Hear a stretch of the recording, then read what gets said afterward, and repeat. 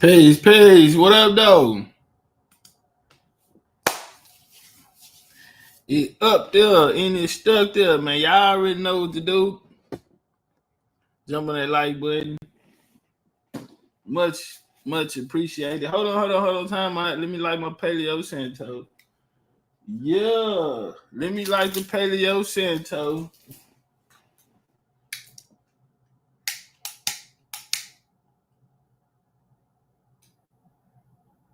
Whoa. Get up. Get out there, goddamn, man. All right. Sit this over here. How y'all feeling, man? I hope y'all doing all right out there. This week then flew by, huh? Yeah, the week then flew by. And it's rodeo season. Hey man, I'm talking about you step outside, you can smell it in the air. It's that time, it's that season. And you know, these trail rides, a lot of people are coming from hundreds of miles and they're riding in. So I'll tell you a little quick story before we get into it. They got they coming in, they pushing through, and they have police, motorcade in front. And so I get up to the light and I dip out. They had one big lane. I ain't got all day. I dip out, boom. I get to the light. Loud man swoop behind me. But he was a Denton, Texas loud man. He was Denton, Texas. Brother, you have no authority. I got my pistol. I was just about to fire a blunt up. And he jumped out of his car. First he was blowing. Bum. I don't give a fuck. I look back there in the rear view. Saw the old YT, man. I'm a nigga, fuck you. And it allows, it's a red light, mind you. So cuz jump out. And he got a baton in his hand. He got a stick. And he said, get your motherfucking ass out my way. And I let the window down, like cracked it. And we out of eye. Get the hell out of the way. And I'm just looking at him. You better get your ass. Say, nigga, who the fuck you think you talking to? So we bam, it was quick. But then I push out slow. Once the light turned green, I'm driving slow. We just steady mugging. Man, I don't play that type of, bro, I don't play that. You tripping, man. I don't give a fuck about that badge. That shit ain't never meant nothing to me. Man, I got stories I keep to myself. You know what I'm saying? I remember one time in the hood, nigga gone for so long, you getting money, you kicked up in the suburbs and all this here. And I go to the hood, one of the homies get out. And you gotta bring that sex. So I'm bringing shoes, clothes, all of that. Back then we used to ride with the Garcia Vegas, them long joints. You know what I'm saying? So we rode twisting up into Vegas. And the laws hit the corner. Now I'm so out of touch. I ain't been out here in a little minute. I'm doing my thing. I'm popped up in the suburbs, man. I ain't running from laws and all this here. Man, lawman beeline straight towards me. So I'm standing over there on my homegirl now. He beeline straight towards me. The homie them shoot out. Now I know I'm supposed to shoot out. Man, nigga push up on me, found so much money on me, and I remember nigga set me down. I had a flag. I had a flag tied on my pants to keep my pants up. It wasn't a belt. It was a flag. So He pulled it off me and shit. Yeah, Kyle gang, you know, and all this shit here. But the nigga told me sit on the curb. And they was counting my money. Both of them like, yeah, nigga, I know how much money I got. You broke ass nigga. Y'all better not take it. And the nigga kicked me. And allegedly, you know, I say, bitch, I'm bun out, bitch, I'm be out in the morning. Y'all be fucked up. And that ain't sit right with me. And, you know, fuck that, nigga. And allegedly, nigga, I took care of my business. But we gonna leave it there, nigga. What up, though, man? Appreciate y'all pulling up. Yeah, got me fucked up, nigga. Man, nigga, that nigga kicked the shit out of me. First, he spit at me. He kept saying, shut up. I wouldn't shut up, nigga. Spit at me and he kicked me. And shit, allegedly, nigga, something happened. You know, type shit. But we finna turn up, man. Appreciate y'all pulling up, coming rock out with the kid. You dig. We got some info to go through tonight, man. Hope y'all feeling good. Hope y'all had an amazing day. You understand me? Turned up. She gonna turn up a little more, man. The BCU way, the Indian way, the only way. Give me a run for my money. Oh, there was no money, no one there run. Hey. So give me a run for my money. Give me a run for my money. Angie B. Let's go. Whoa. I wanna be with you. Whoa. I wanna be with you. Yeah. I wanna be with you. I wanna be with you. There you go. I wanna be with you. Just love me. Yeah. If I didn't ride blade on her, would you still? If I'm in my mind at work, would you still? Keep it 100, I'd rather you trust me than to.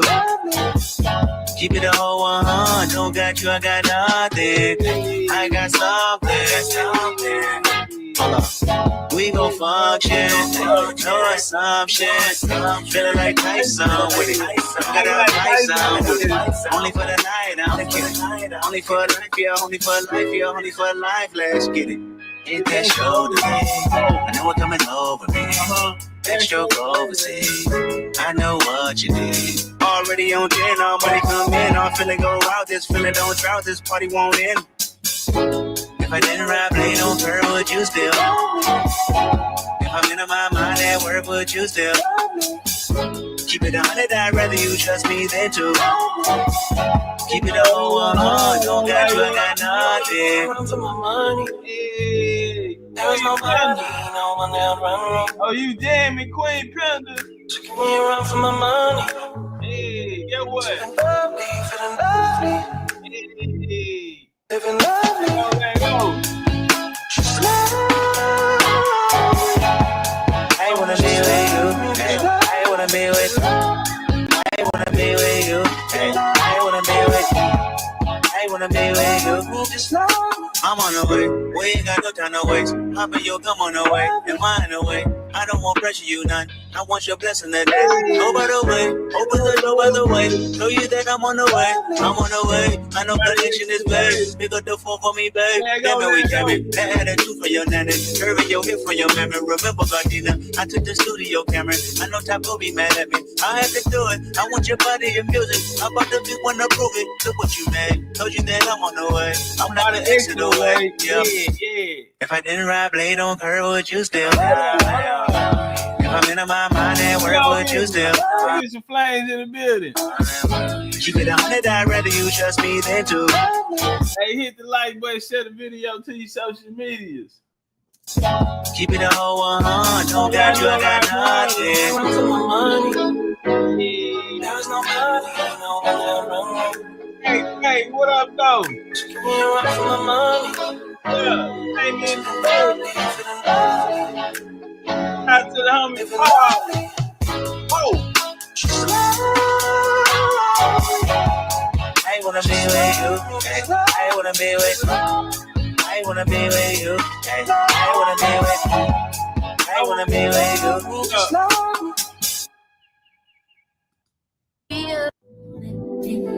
Saving you, is the heart of a woman. Y'all ready to turn up?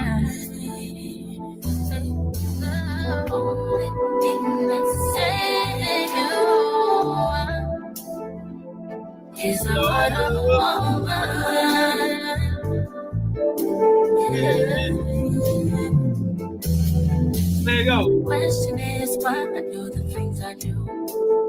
Answer I may never find, but I'll always choose you. Wanna give up on you, but I know I can't. I put the blame on me for giving you chances to chance. I love what you can't stand. And I try to be strong, but how much can I put your words on your lips this time? Get what? And I hope you realize that only the thing that's saving you is the heart of a woman. Turn this motherfucker up. We ain't gonna be here long, but we're gonna be here strong. Y'all ready to rock out? I'll work, easy work. Boy, it's lighting up, man. Things ain't looking like they quieting down. I know one thing ain't quieting down is these planes. And I'm about sick, boy. Delta and United in the news every day. What is going on? What is going on? And so, I talked to my flight attendant hungry, and she like, nah, this is good. Like, shit, I'm going to get my check. It's good. She like, I don't know what's happening. We always have a little sometime every now and again, but, this is a little, a little too much. Just a little too much. But, yeah, because I got a getaway plan, man. I got to go get some work done. I'm going to stay where I'm more motivated than ever, you know what I mean? Anyway, I made a promise to myself, you know what I'm saying? And I got to keep it. So, I got a lot of things going on in the background and, educational purposes that I ain't going to speak on right now, because I want to get the product and then deliver it. You feel me? I'm gonna tell you, then get self-funded, so that shit there cost a bank, that shit. But whatever it take, you know what I'm saying, to make sure that this shit is the foundation is solid. You know what I mean? We spent the last 4 years on building that foundation. And our motto is anything worth fighting for. Anything worth keeping is worth fighting for. Anything worth having is worth fighting for. And anything worth keeping is worth dying for. So we stand on that at BCU. And honor is the code, So want to build something. And it's not just going to be for BCU. It's going to help a lot of people. You did. I just got a code vision, and all the way through this year, I'm talking about. I'm working, building that pyramid, building that mound, and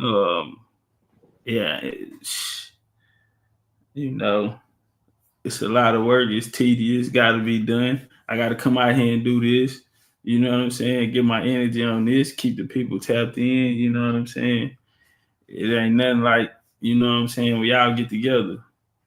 So for all the people that's coming in now, BCU Popeye's is, that's why, that energy that is there, that coach is established, that let us know that foundation is there. You know what I mean? So we got a lot of new people that's going to be coming in through this 2025 portal, to come join the fam. And, we need the matriarch strong, open arms, bring them in. I'm working on them tangibles right now, and I got a deadline on it, so it won't be too long. I usually take the beginning of the year off and do my little travels, get my downloads, see where the ancestors need me at. And these parts this year, real busy, a lot of work to get done. In the end, it'll make sense. You know what I'm saying? But this the shit nigga gotta go through. So I gotta fly all over the world. I gotta go to Madrid. I gotta go to I want to go to Germany. I didn't have Germany on the list. I might take Madrid off and put Germany on the list. You feel me? Edinburgh, Scotland. Dublin, Ireland. I want to go to these places. I need that. I need Connecticut. I need Boston. You know, I'm so wide up on Boston. That's so crazy. You know, they kind of, you know, think of Boston coming from down south. You feel me? That's like, you would think they don't even have niggas in Boston, but I got to get there. You know what I'm saying? It's something they have that I need. I just got through watching Julius Caesar. You know, I'm real big on them type of movies. Achilles, Caesar, you know, that type of shit. And you know, I give my little downloads and shit and understanding, you know. That's the type of shit I like. But anyway, we're gonna push the line, man. We're gonna jump in there real fast. So they got a conversation on birthright going on right now. Shout out to the homie No said I say wipe your feet before you come in and hit the like button.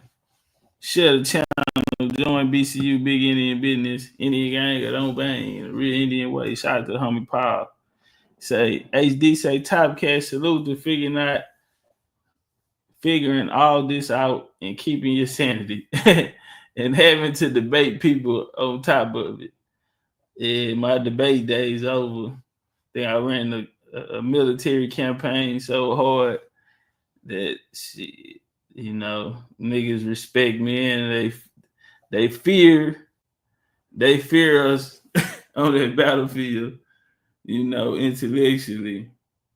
So yeah, we've definitely been a powerhouse, and they see them Jaguar symbols. They already know. Goddamn, that's their coast on. Shout out to the homie Paul. He say knew were the realest from day one. Had been on my genealogy a couple years before the ancestors brought you legendary top cat. Yeah, man, double salute, you know. Shit, ancestors what got us here.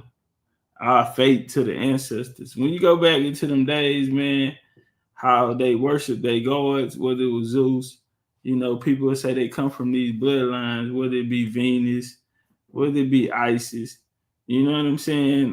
Whether it be Apollo, whether it be son of Hercules, you know, these different stories, and they worship the gods, you know. It's no different to us in, you know, our admiration for the ancestors and the people that came before us and made it possible for us to be here. It did. Unfortunately, we're in a situation where we have to fight. There's just no way around it. And as a man, it should be an honor to take that challenge. You did, especially if it's gonna right things for the family in the future, even if you're not there. Yeah. So, nigga, we fought to get here, scratched tooth and nail, when motherfuckers ain't believe in us. So, double salute to the you. You understand me? And you know, they say, old wise man once said, the meek shall inherit the earth, and that the last may come first. So, yeah, we just playing our position and keeping our covenant that we made with the ancestors. You know, our foundation principle is genealogy. It's what got us here. That's what we taking with us. That's our protection. That's our heads of protection. That's our guidance. That's our vision. That's our coordinates. That's our GPS on how to not only define ourselves, our footprints, but where we're going. So we stay rooted and grounded in that, we will be rewarded in this life and the next. You did. Alignment. What up, though? Turn that one time. Jersey in the building. You cold out there, Alignment? Paul said that was a typo. Nah, I knew what you were trying to say. Yeah. What's understood ain't got to be explained, you know. Paul, you been around a minute, a vet. Putting it down from goddamn me, PA. Put it down from Texas all the way out to Virginia, man. I'm born here and I'm going fishing with 7 engine gal, you know, and y'all keeping the family going, you know, shit like that. Or them niggas at the Mardi Gras last year, you know, got the babies out there fishing, they drinking, full as a bull on some Indian shit, eating good, you know. What a time to be alive. Somebody tuning in from Oakland, California, say y'all still doing free genealogy class? Nah, mama, to be honest, it was something that I started out with, and at the time I had the personnel, you know what I mean? We had about 6 genealogists, but over, you know, me being, I wouldn't say overprotective, but you know, just playing the field, our genealogists taught each other. And so when that line was broke, I wasn't open to bringing outsiders in, you know, because a lot of things are confidential and kept here in ways that we practice may not be the same as what's outside.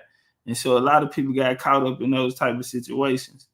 And so if I'm not comfortable or feel confident, you know, and making sure we provide the best service, and, you know, I had to, you know, eliminate that for that time. But for the time it was here, it served its purpose. But, you know, that is a place that I'm looking to get strong in this year. And I have some ideas. And those will come down in April, along with, you know, basically this new look BCU. Is because we have something that's gonna be real, it's gonna be tangible, it's gonna, you know, start you out from the beginning and take you all the way to the end. So that, yeah, I'm real confident in this. So I'm just working on those projects and I'll be ready for the deadline. But appreciate that question though, mama. Empress Judah, what up though? What's up, Miss Judah? Shalom.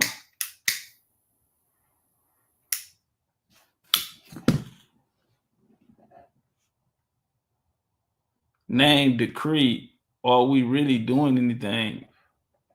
Who you talking about, homie? Brother Runnell Walker says, name, decree. Are we really doing anything? Can you edify on that, brother? What exactly are you asking? Cause nigga, I know goddamn well. I just sit here and told you that I got some shit going on. I ain't put you in my business. When I'm done, the world will see. Are we really doing something? I don't know, nigga. I'm doing this shit by myself, nigga. If you need a team to do every goddamn thing, nigga, how strong are you? You know, if you here to make a call to action, you have to goddamn be the example and step out first. Show us that whatever, you know, show us is real. Show us you willing to be honorable enough to sacrifice yourself, homie. To be the example, to show the people the route. Don't come in here asking for no help. Cause I ain't into helping no nigga that ain't into helping himself. I'm gonna tell you that right now. You're only strong as your weakest link. And if you need help with action and you're an Indian, say estimate administration. Are we really changing things? Well, if things weren't changing, I don't think the people would be here. We are separated friends. Assumptions and presumptions. Separated friends. Well, We're BCU. We move as one. There's nothing separate about this except our genealogies. And a lot of us genealogies cross paths. We use the genealogy to tell the story of America by listening to others who look for themselves in their family history. And once they tell the family history, they're telling American history. And from there, we gather our truths. If you're looking for a million-man march, if you're looking for people with good handwriting to draw up the picket signs that you plan to march on Washington with, we're not equipped with those talents. We're looking for something tangible. We're not here to ask a motherfucker for nothing. We're here to put what we have together and have something. Because as long as we have each other, we don't need nobody else. We don't need no fucking help. Whatever coming to us, whatever's for us, will be for us. We're here in the name of our ancestors to restore that. Simple. Shout out to Carla Faye. It's that simple, brother. We fight when provoked. We fight when we feel like we need to show a force of strength to gain the respect and honor that our ancestors always had. We fully aware what come with it. But it's not a we thing, homie. We not doing shit. We'll be fine. Trust me. We've been doing this shit for a little minute. We'll be fine.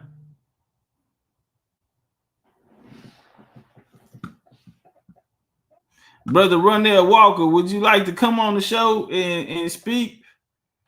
Would you like for me to drop the link and you come up? Look like you have something to say. Is that true, brother? You have something to add to the build? Brother Ronell Walker, would you like to come up?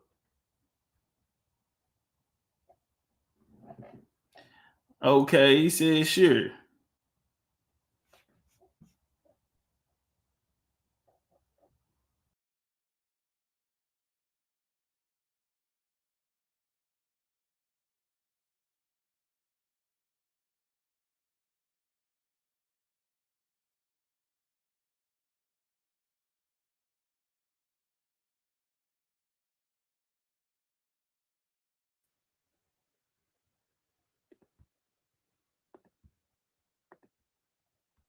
All right, the link in the chat, homie. The link in the chat. Let's work. Brother Ronell Walker. Deacon Ronell Walker.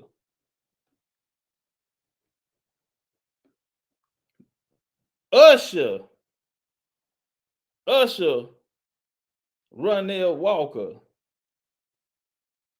Deacon of Mount Calvary Missionary Baptist Church. Deacon Ronell Walker with the perm. With the S-curl kit. Deacon Walker who's trying to fuck the single ladies in the church.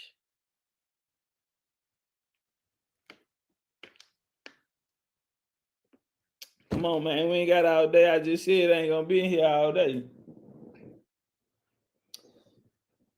Everybody wanna be a star. Well, nigga, come on up here and shine.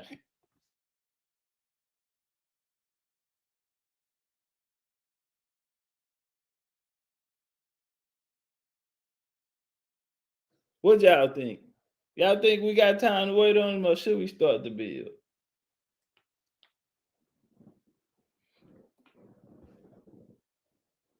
He's a super nigga. Word have it, these type of niggas only come twice in every century. We happen to have one here with us today. Deacon Darnell.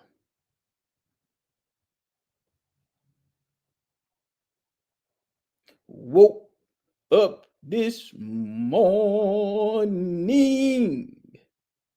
with Jesus on the main line.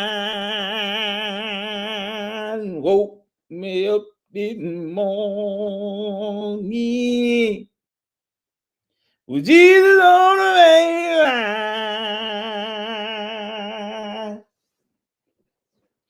Brother Darnell, are you here with us? If there's something on your heart, something on your mind, this is the time.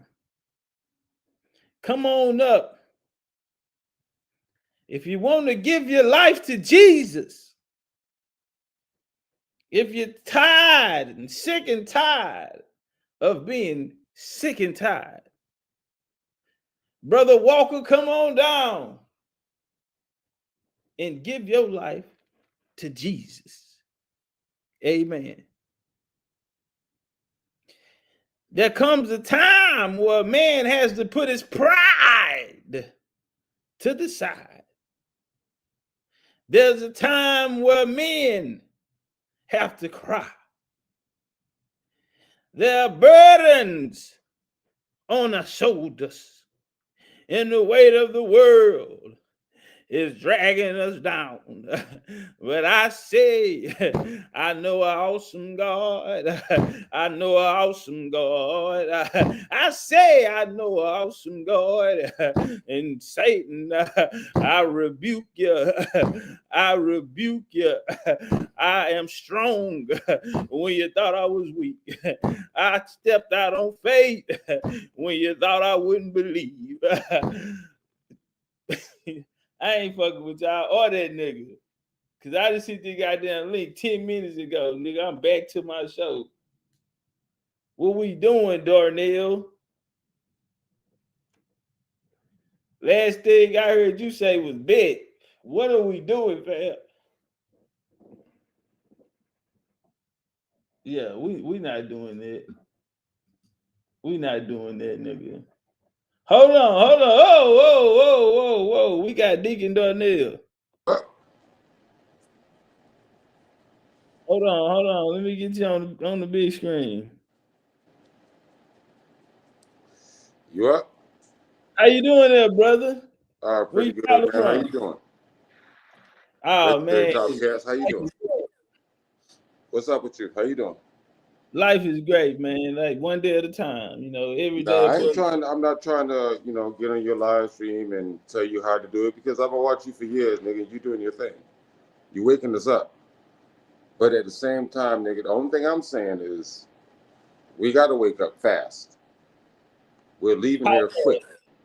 We got to wake up fast. And then the only thing that really matters is what's on paper. Now, what I trace is who I am on paper. I'm not trying to tell you how to run your live stream, but I'm saying who I trace on paper is I'm Cherokee. Now, we know Cherokee is a made-up tribe, and it comes from Kittiwah and all the other Kasabo and all the other tribes that were here before them, and the Etowah and all of these people.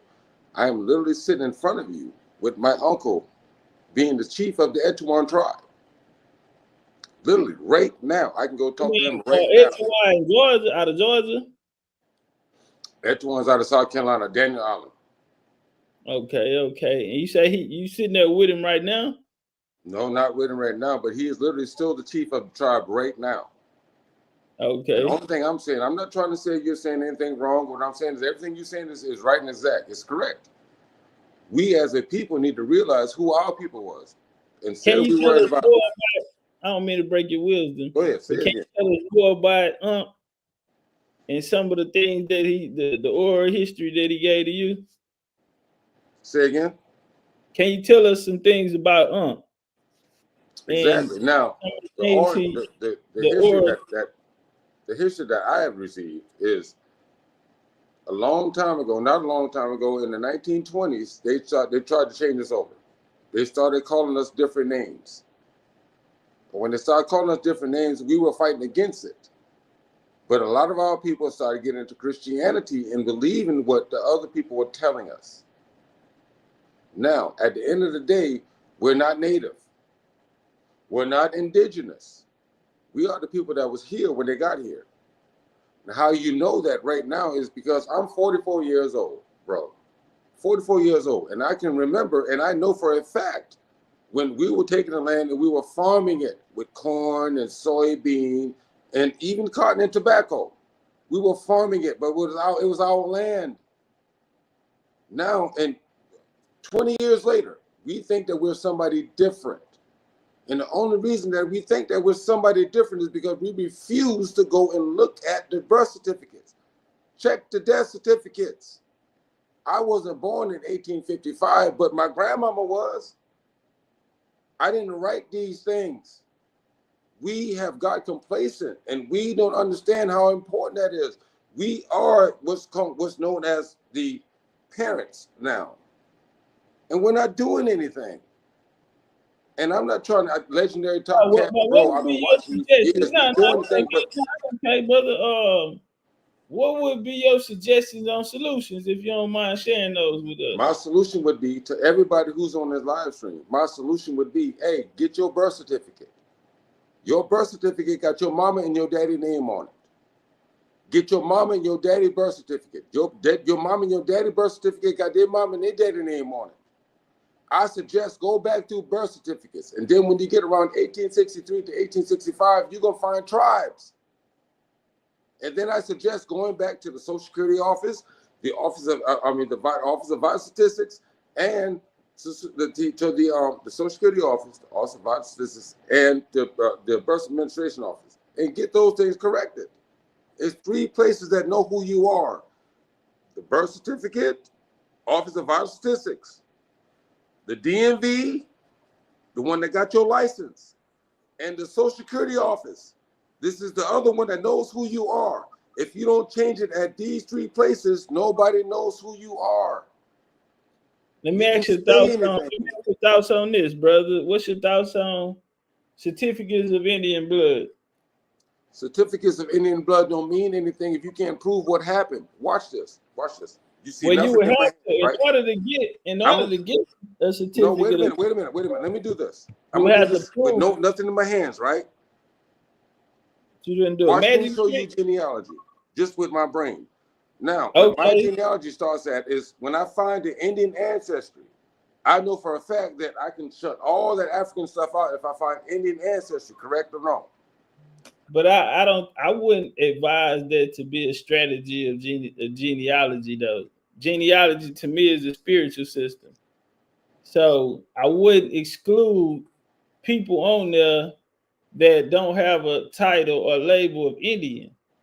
I would encourage people to take all of the tree, because if we go through our genealogy and only the people that we can find listed as Indians, then we exclude a lot of people, you know what I mean, out of it. We make these people more important than our other ancestors. And that's not fair. And when looking for our ancestors, if your heart is not pure, then they're not gonna connect with you. That's like coming in Big Mama house and you run in the streets and she say, what's going on with you? And you try to lie to her. She see right through you. Go watch her hands. Top Cat, I've been following you for 6 years. Go in there and lay down. You fuck around and sleep for 2 days. We can't lie to them because they see right through us. It's the same with doing genealogy. If you just coming in with a closed mind and only looking for Indians, then other ancestors won't reveal themselves to you. And so we have to ask them for eyes to see, and also for their assistance. Yes, sir. I've been watching you for 6.5, almost 7 years now. I watch you shut down. I ain't been here for 6 or 7 years though, bro. I'm new. I'm the new kid on the block. Now, if you would have said 3 or 4, then you'd be on the money. Topcatz, you came around right after Aboriginal Power, didn't you? No, sir. I came in 2020 during the pandemic. I was living in Dubai at the time. Mm-hmm. But I watch you, and I watch you shut everybody down with what? Paperwork. Ain't what you believe, Correct. ain't what you think, ain't what you heard somebody else say. You shut them down with what? Paperwork. Correct. You wasn't born in the 1700s, but you got records from it, don't you? Correct. How'd you shut them down? With paperwork. How'd you trace that shit? By blood. And that's the only way we what rock. you say, when my grandmama keeps tracing, if I can keep tracing one line, I'm gonna get back to where I need to be at. You'll find your way home. You can't, there's no other way to go. Gotta go home. Home is where the heart is. So just like you say, and you always preach, Topcat, what stops anybody from assumptions? Now, once I prove who I say I am, it's the burden of proof is on you to prove I'm not who I say I am. If I go back 6 generations and I tell you my grandmama's Cherokee, now the burden of proof is on you to prove that I'm African. And you can't do that because you can't prove nobody's African. It doesn't exist. I agree. You see? So the problem is we don't know who we are. It doesn't matter what tribe you are. Who are you? Now, once I say, even if I say I'm Chinese right now, somebody has to prove that I'm not. That's Someone has to say that, no, I have these records and say that you're African. Right or wrong. But we as a people don't understand how law operates. We don't get that part. And the only thing I'm saying is, hey, Topcatz, you doing an extraordinary job, bro. You doing an extraordinary job. You teaching these niggas, hey man, look at this shit. You ain't got to take my word for it. Prove me wrong. But at the same time, you got to look at it. You got to look. Don't just look at everybody's videos. Go look. Yeah, because you might not find yourself in that video. But you have to look. And the only thing that the shit and excuse my language, but what confuses me the most is, why won't we just go look? We will look at video games and we'll look at fucking Super Bowls for 3 hours. You will know who Benjamin Franklin is, but you don't know who your granddaddy is. What is wrong with us? Well, I think we're going through a healing process because there's a wave sweeping America, and it is rooted in genealogy, whether they want to call it lineage or call it what it is, genealogy. So they're becoming my historians once they tap into that realm. And that's the goal. It's our story. If we don't do anything, we can't stay here forever. We can't. We know this. Well, I think we're making progress because when I got here in 2020, Pan-Africans and Black furs ran the block. Yep. I'll be honest. Yep. And in 2025, American Indians. It's a whole different ballgame. American Indians conquered all. So that was the goal. I told them I was gonna get them. I was gonna conquer every doctrine, and shit. We looking real victorious right now. But we gotta find a way to bring it all together. And on the thing that started this conversation, the comments that I made, bro, we need to start learning about what is a trust, what's an estate, what is the beneficiary, what are the 4 elements of a trust. We need to start learning these things. Yeah, but I don't think that'll be something that we'll do in the open. You know? No, that's private. That's private information. But I'm just saying, I'm not going into it. But this is just mermaid. My bad. I had to speak to the mermaid in the building. Unscrambled mind in the building. The one and only D to the O to the C. The mermaid. Beige and persuasion. My fault. Turn up, family.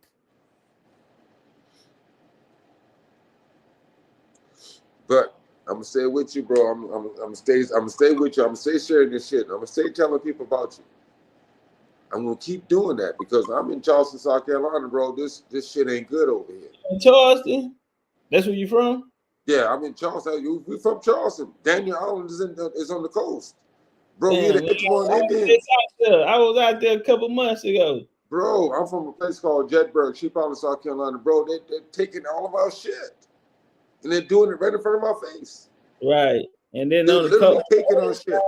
whether if it's not the big companies, you have these these people that look like us also coming down there and exploiting the it's people. gotten so bad to where I don't hate anybody. I was taught by my parents and the people who raised me that you judge people on how they treat you and what they do to you. I'm looking at people right now. I was born in 1980. I grew up around dirt roads and tractors. I'm watching people right now stay on land that I know belonged to my great-grandma. I know it. There's many of us in that situation. And I'm watching people take over shit and my people not care. And I know if it's me, it's spread to everybody. Everybody's feeling the same situation. Right. So what the fuck do we do, Top Cat? How do we stop it? Well, first off, we have to acknowledge it that it did happen. We have to find ourselves in the story.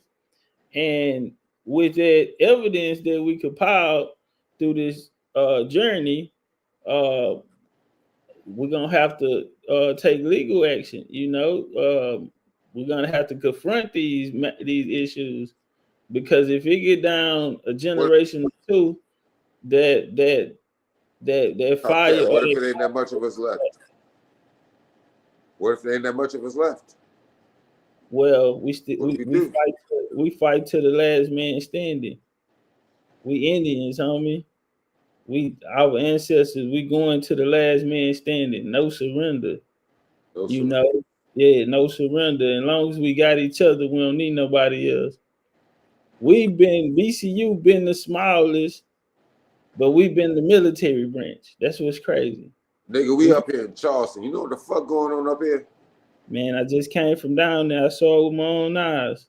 Nigga, you know what the fuck going on up here? I saw pieces of it from my own eyes. I heard the stories of the locals there. I even met up with Marcus Garvey, Big Darvis them out of Goose Creek. And they gave Goose Creek, you right around the corner from where I'm at. Yeah, North Charleston. I was in North Charleston. That's why I stayed at. This shit ain't good and we ain't doing nothing, bro. It's too many of us not to do nothing. Ain't no way in the hell everybody's stupid, bro. Ain't no way. How the fuck everybody think why, how? But you gotta understand though, famo, they say many are called, few chosen. So it's gonna be, it's not gonna be a lot of us who gonna wake up at the same time, because it were people who I met in 2021 who was ADOS, LBA, reparationist, Pan-African, and then I met them in 2022 and they came and said, hey man, I want to apologize. Because I found X, Y, and Z out. I found this out about my family. So everybody, you got to meet people where they at. Everyone on their own journey. And sooner or later, you done broke down the Racial Integration Act. You done broke down the goddamn Indian Removal Act. You done broke down everything for everybody, but ain't nobody doing shit. You done told these niggas, hey man, they reclassified us in 1924. Here's the proof. Matter of fact, I went to the Library of Congress. I got the proof. Here's the proof. Look, niggas. And still ain't nobody doing shit. Bro, at least go correct your shit. Nobody doing nothing. Well, I think that's a conversation to be had. One thing about the Indian community, it lacks unity. And when you lack unity, you lack foundation and infrastructure. You're vulnerable. And no kingdom, no empire can survive without a foundation. There's no unity there. There's no honor in it. If there's no honor in it, then people are fighting without a purpose. So, I tell like you I like said this, Topcatz. If you get a chance, bro, come down here to Charleston. Come down here to Cheap Island and Jetburg, where I'm from. Let me show you this shit. I came down there, man. I'll be back. You'd be like, you what know, the fuck? I Yeah, was hoping all I this had to. shit belonged to my granddaddy and his brother. All of this belonged to my Hey, granddaddy. can you get Unc on here for like an interview? You and Unc, can y'all come on here and build on the history of the town? I tell you what I do. Okay. I'll see if I can contact him tomorrow and see how he feeling. Oh, excuse me. Bless you. And I'll see if I can arrange something, because and then you got to get them correct too, because they're using terms like native. You see, so it's like they were taught wrong too. But he still has the head of the tribe. He still has a headdress. He's still on paperwork. That's who he is. But we were taught different terminology. You see what I'm saying? Yes, sir. They were taught terminology to remove them. Whereas he understands that he's the indigenous people with an E, not an I. Hey, what's your uncle name? Herman Davis. Okay. Look up and Herman he Davis. He's from the Etowah tribe. Wassamasaw. You said he was 80 in his 80s? Uncle Herman, I think 83. Yeah. 83, okay. 4. But look up Chief Herman Davis. No, we want to meet him. Tribe, Wassamasaw. Look, watch this here, Brother Run. We want to meet him. We want to meet him. I'd love to have you and him on here, and he can give us some wisdom and some information on the area and on y'all family. And, through his wisdom, he can, maybe get some, we can speed this up. Yeah, so when you look at my Uncle Herman, you see, hey man, he look just like me. Hey, so somebody lied to us. So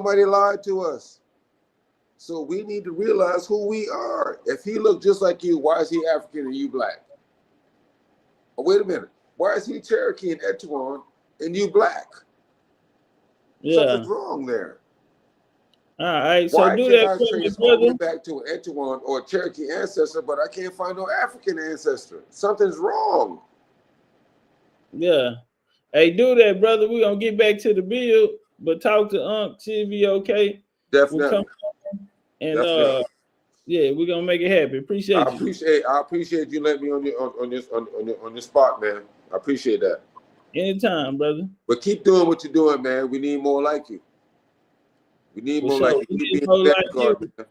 Don't never let nobody tell you to stop. Keep preaching our truth, man. And you keep pushing that line and letting people know genealogy is the only way. I will do. I'll give you my promise, but you keep on. Don't you let nobody knock you off your square. And should I give you my promise? We fight to the last man fall. No doubt. No doubt. Big Indian. No doubt.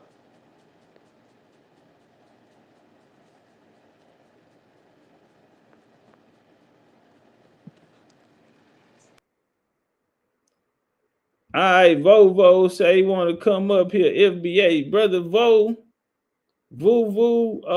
we not doing FBA conversations right now, brother. Is there a reason you want to speak to us about FBA? I'm not understanding it. There's no FBA in the title or anything.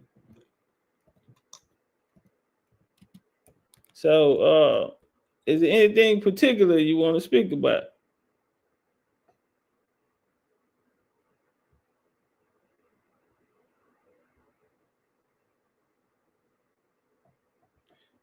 I'm gonna drop the link down there. Voo, where you at? Nah, you good? Come here. Come on up, brother Voo. I don't know if you heard Charleston, and it made you want to come up because the homie out of Charleston, whatever it was. But come on up. Dots, you say you had them sunglasses on overseas. We need some pictures. We need some pictures. Brother Voo Ranch, you on? Let us know where you calling from. Can you hear me, brother? Yes, sir. Loud and clear. Okay, I'm from the most beautiful city in the world, Cleveland, Ohio. Shout out to the 217. It's 216. 216, my bad. Yeah. Turn up. I was close, goddamn. Ohio. Yeah, no, you was close, yeah. Ohio versus everybody. Let's talk about that. you know, Chip the Ripper? Yeah. I fuck with Chip. Yeah, Chip American Indian, man. That's the homie. Yeah. You know Tiger Johnson? The Tiger? boxer? Yeah, Olympic medalist boxer out of the Tokyo Olympics. He out of Cleveland, Ohio. I'm a big boxing fan. Tiger Johnson. I would have to see a picture of him because he looks like. Yeah, you look him up. Yeah, he got a fight coming up on ESPN. Matter of fact, he fighting from Cleveland. Oh, I gotta look that up for sure. I must know who that is. I'm a major boxing fan. Yeah, he was managed by Rick Ross, Freeway Rick Ross. I think I know. I do know you talking about. I ain't know he's from Cleveland. Yeah, he out of Cleveland. A youngster too. That's my homie. He used to be on the same panel. Team USA, silver medalist. Oh, Tiger Johnson, 216. Oh, man, I should know who this is for sure. Let me see his face. Yeah, that's my little bro right there. Okay. So shout out to Cleveland. What you got for us though? Oh no. Yeah, I want to touch on the topic. Trump, he on the record, in this presidency, he's talking about birthright citizenship, and he's saying specific that it was only for the descendants of slaves. You know what I'm saying? I'm a descendant of slaves. I know you said like I'm not trying to like turn this to like a FBA versus anybody. That's cool, brother. Do you think? Yeah, as FBA, but we know it's like guys try to make us like a movement or whatever. But we just saying that we are distinct lineage and it's a name for the lineage. That's it. You know what I'm saying? But as FBA, as people put it, we only dealing with paperwork. That's it. That's it. If you can't prove it, you're only dealing with paperwork. What you mean? Paperwork. We live in the American system, and it's very important to be documented. That's why there's undocumented workers, undocumented people. They got to go. My forefathers and foremothers were documented. I'm talking about census records, school records, death records, marriage certificates, birth certificates, car titles, home deeds, etc. You know what I mean? Right. So how long you been a part of FBA? Well, I mean, since see, that's what I'm saying. Like people make it out to be a group. You know what I'm saying? It's just a name of the. I'm FBA by lineage. Well, so when you say lineage, you mean genealogy by bloodline. By bloodline, yeah, 100%. Okay, so y'all just use a different terminology towards it. And yeah, because we want to make it distinct. Because the reason why I asked you that is because in 2021, FBA didn't have paperwork. That's not true, though, brother. Oh yeah, it's documented, as you say. Where they got that from is when they met me. I can prove it. So well, here's the thing. For you to say that we didn't have paperwork, right? Yeah, I didn't have paperwork. And I hope this don't dissolve into like a situation where we not being okay. For sure. I appreciate that. My thing is this, right? When I say my forefathers and foremothers were documented, they had paperwork before. We say 2021. They had paperwork before that. I had paperwork on myself before that. It didn't say FBA though. No, what I'm saying, the movement FBA, when I met them in 2021, they had no paperwork. Now I could tell you the first two genealogists out of that group. Okay. How can I tell you that? Because they sit in the room with me and I found their ancestors. And so they started running rooms on making sure everyone get their genealogy done. And so they asked me to come for 10, 15 minutes, get the crowd in there, and then, they help people on their genealogy. In 2022, they pushed over to Twitter Spaces. There, I fought side by side with the FBA. Why? Because they came and got me. They needed help fighting the freedmen. We are the freedmen, just for the record. We are the freedmen. No, sir, brother. ADOS was there. After ADOS dissolved, and I won't explain what reason why, but I know that part too. Why? Because I was there. They voted on the name change. I was there. The people that went out to create the freedmen were people, again, they have the same foundation. They do genealogy, correct the freedmen. Freedmen do genealogy, right? They talk about their ancestors. They speak about American history. They delineate like you guys do, right? But they're more on the political tip. AB 3121 was lineage over race, correct? I don't know. I don't know. Okay, that's the California reparation. Oh yeah. Okay, yeah. So you said, okay, now say it again. You said it was what over? It was, they wanted it to be race, but when it went Yeah. to Supreme Court, it got voted lineage. Yeah. Meaning you would have to prove that something happened to you here if you wanted, some type of. But anyway, I say that to say this: when I met FBA and ADOS, they were pushing HR 40, which was descendants of slaves that came here off a transatlantic slave boat. Now, the reason why I say it's documented is because I have all of the conversations recorded from that era. FBA, Tariq Nasheed. Me and Tariq Nasheed shared the stage many of times. So we fought the Africans when it was 30,000 people in the room. I was there. Tariq came, pulled up later. So almost 40. Me? If you was there, then you should remember me, because I was there. I don't remember. It was so many people in there, bro. Listen, I'm the guy that when everybody in that space, that security tribe space, was saying, "Oh no, don't say nothing bad about them. They got the light on them." I was the guy pushing back on that heavy. I've been pushing back on that heavy. On what part? Exactly. But I hate for this to go down that road, because I've been having this conversation for like 12 years. But it is what it is. Yeah. We're these big dog Indians, and we're these Indians from the Choctaw tribe and the this tribe and that tribe. Bro, I live in Black America. I'm the Black American story. Everybody got the same story where I come from. You know what I'm saying? And we wasn't claiming no tribes and all that growing up in the 90s and all that. Motherfuckers say, Grandma said, we got Blackfoot Indian in our family. Grandma said this, or Grandma said that. What did your family tell you?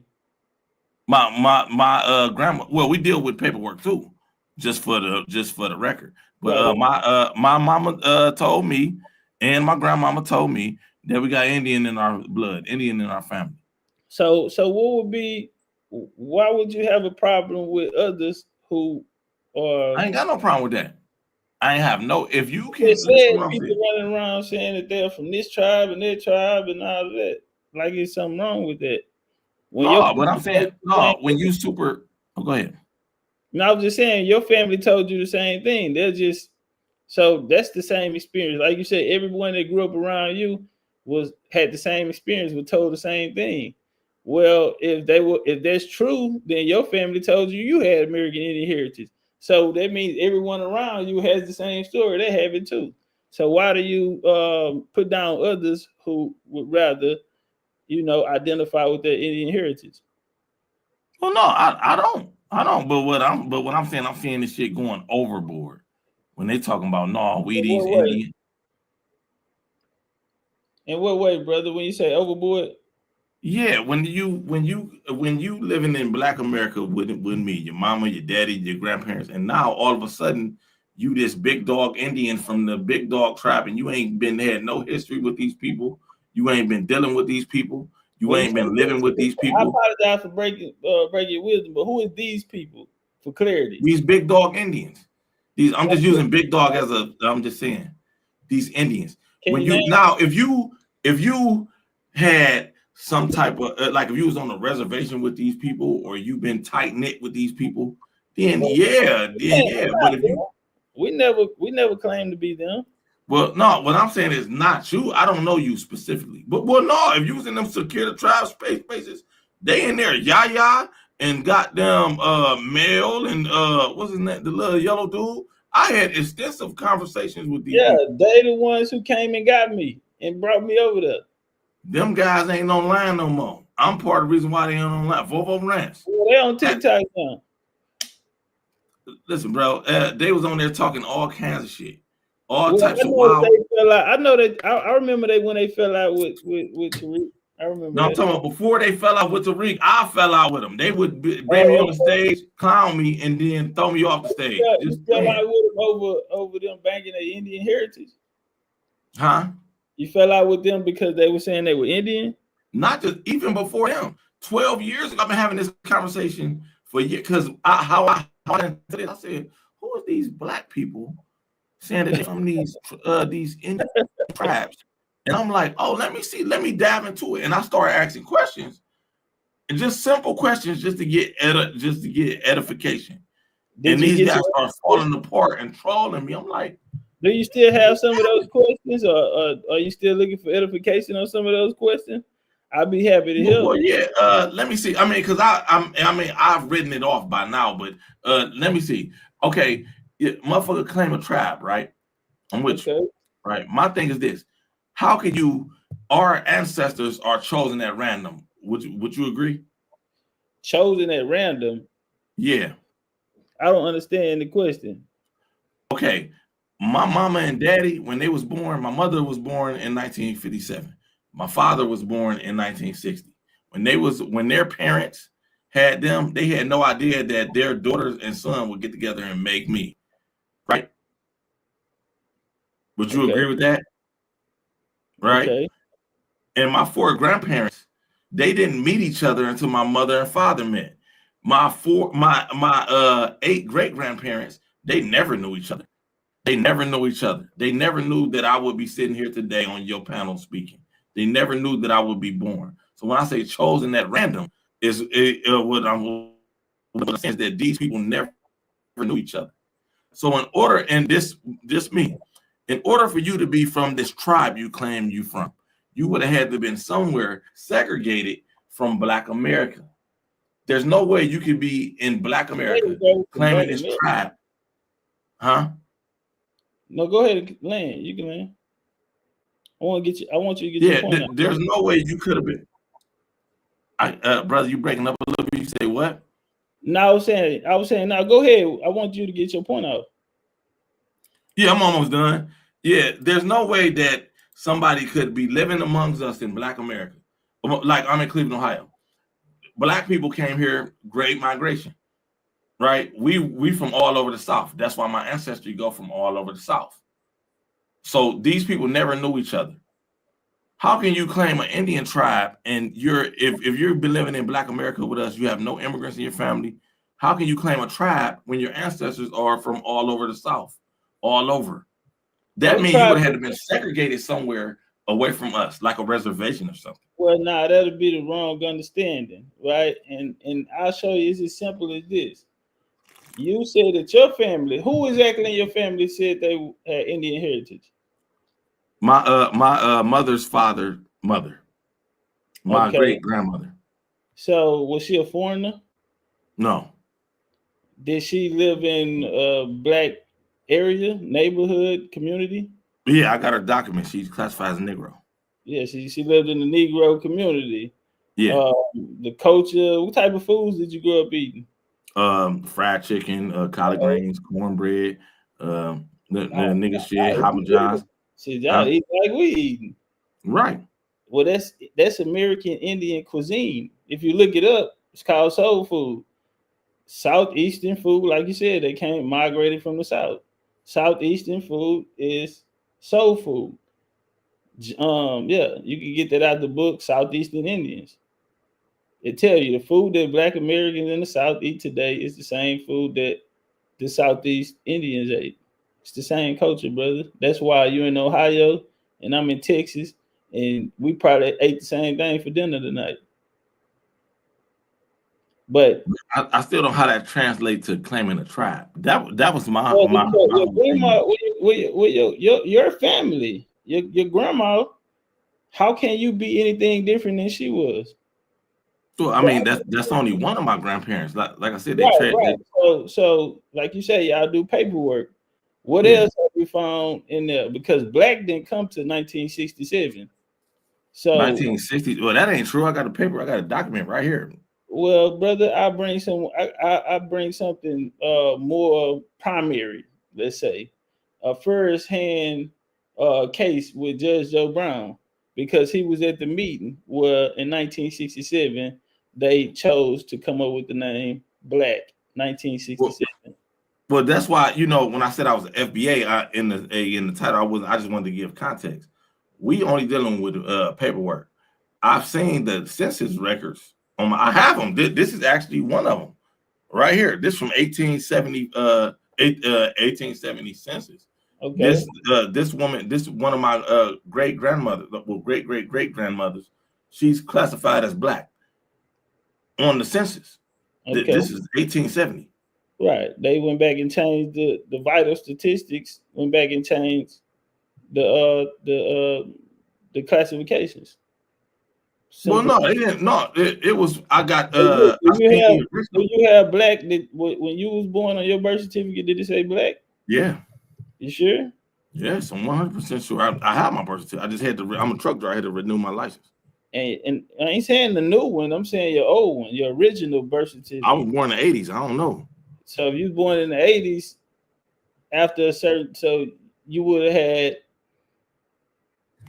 either African American or you could have possibly had Black. I don't think Black came until after 2011 though. And now they don't even put any status on there because of the immigration that you guys are fighting against. So neither here nor there.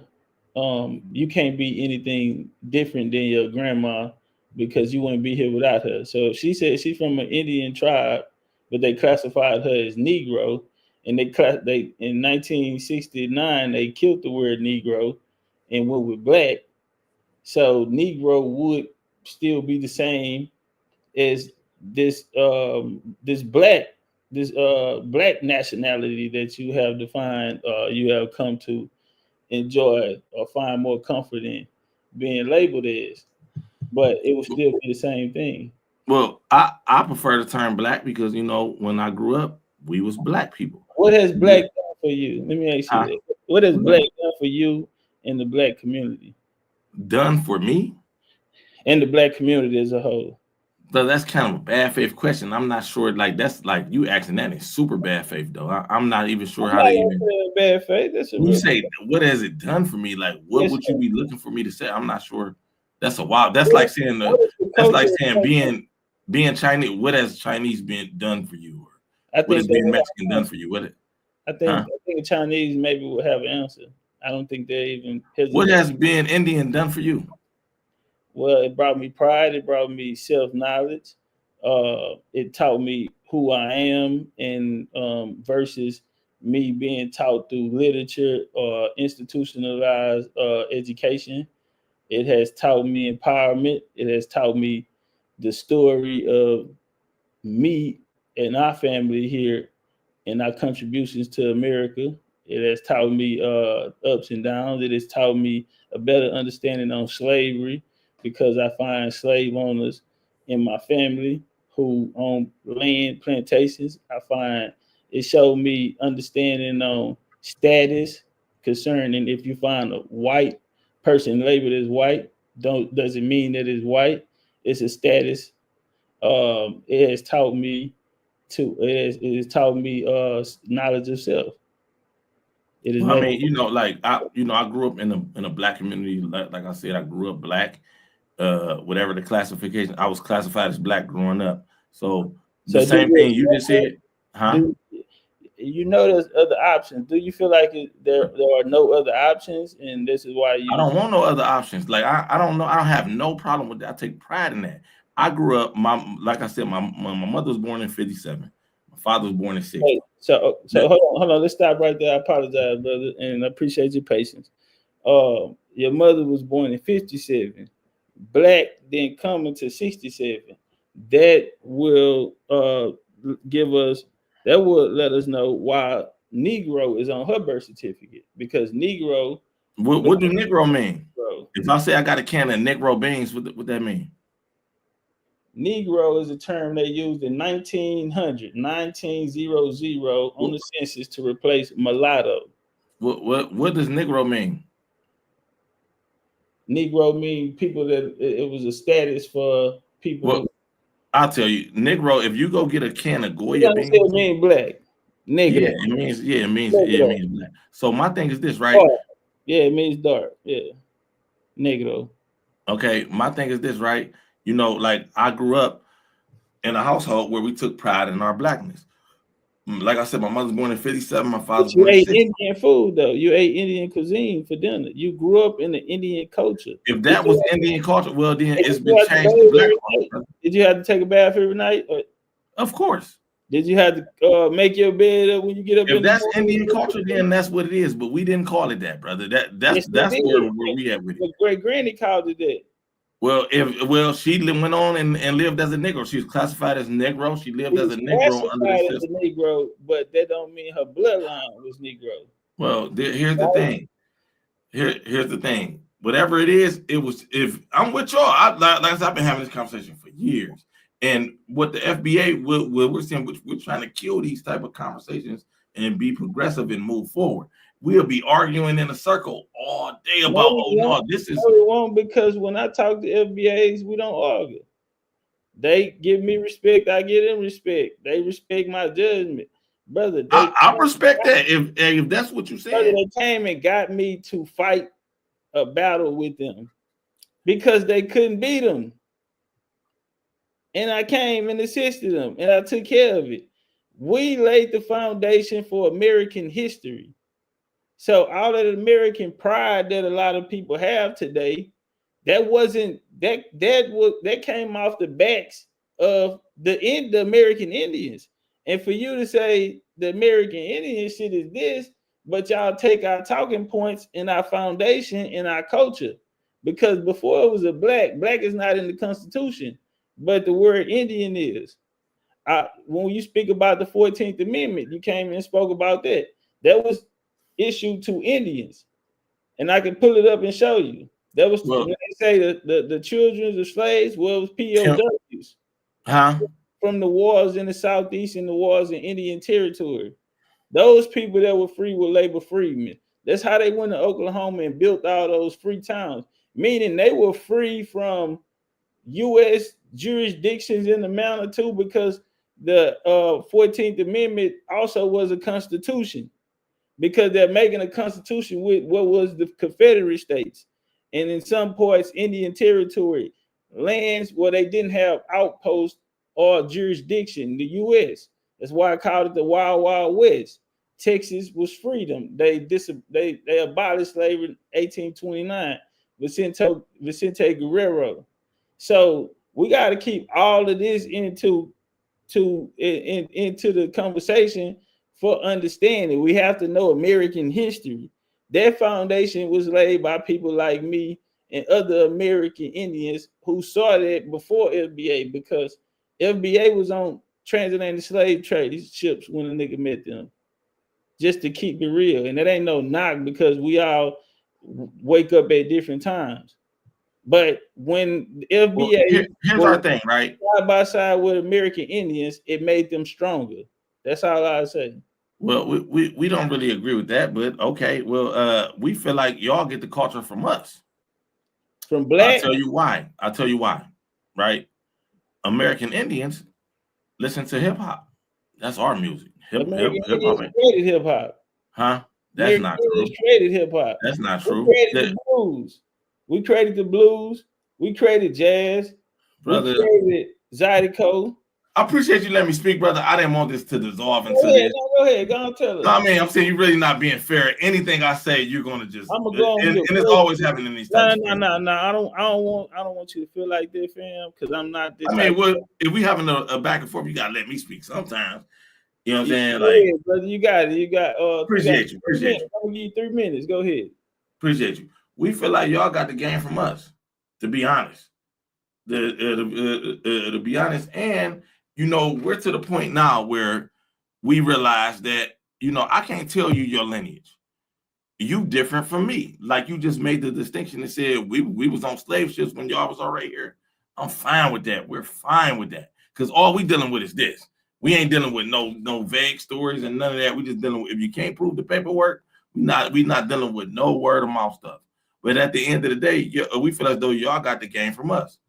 When the way y'all dress like us. Jordans. Michael Jordan is a descendant of slaves. Hip hop.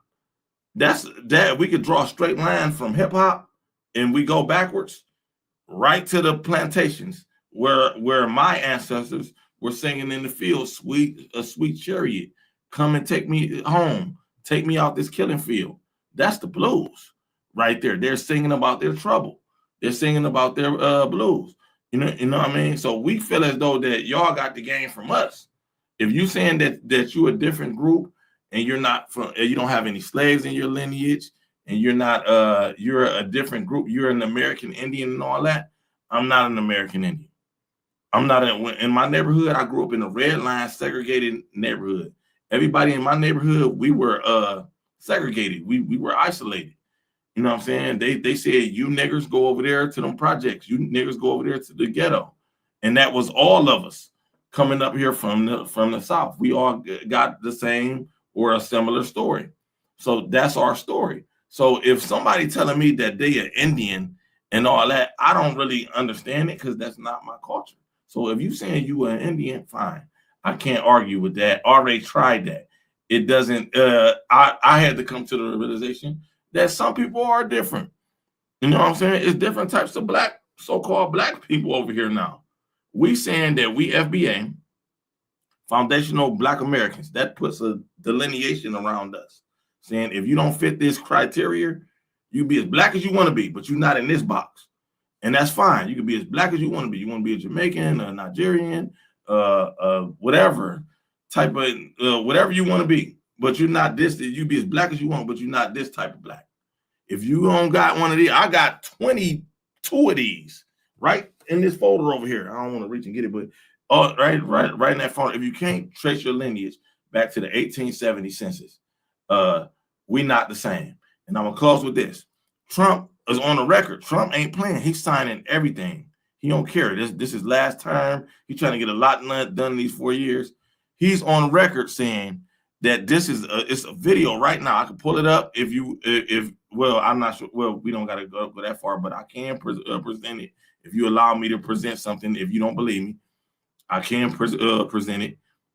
He's saying that this is for the descendants of slaves. How do you prove that? How do you prove that you're a descendant of slaves? You got to have one of these, at least one. And it shouldn't be hard to get at least one.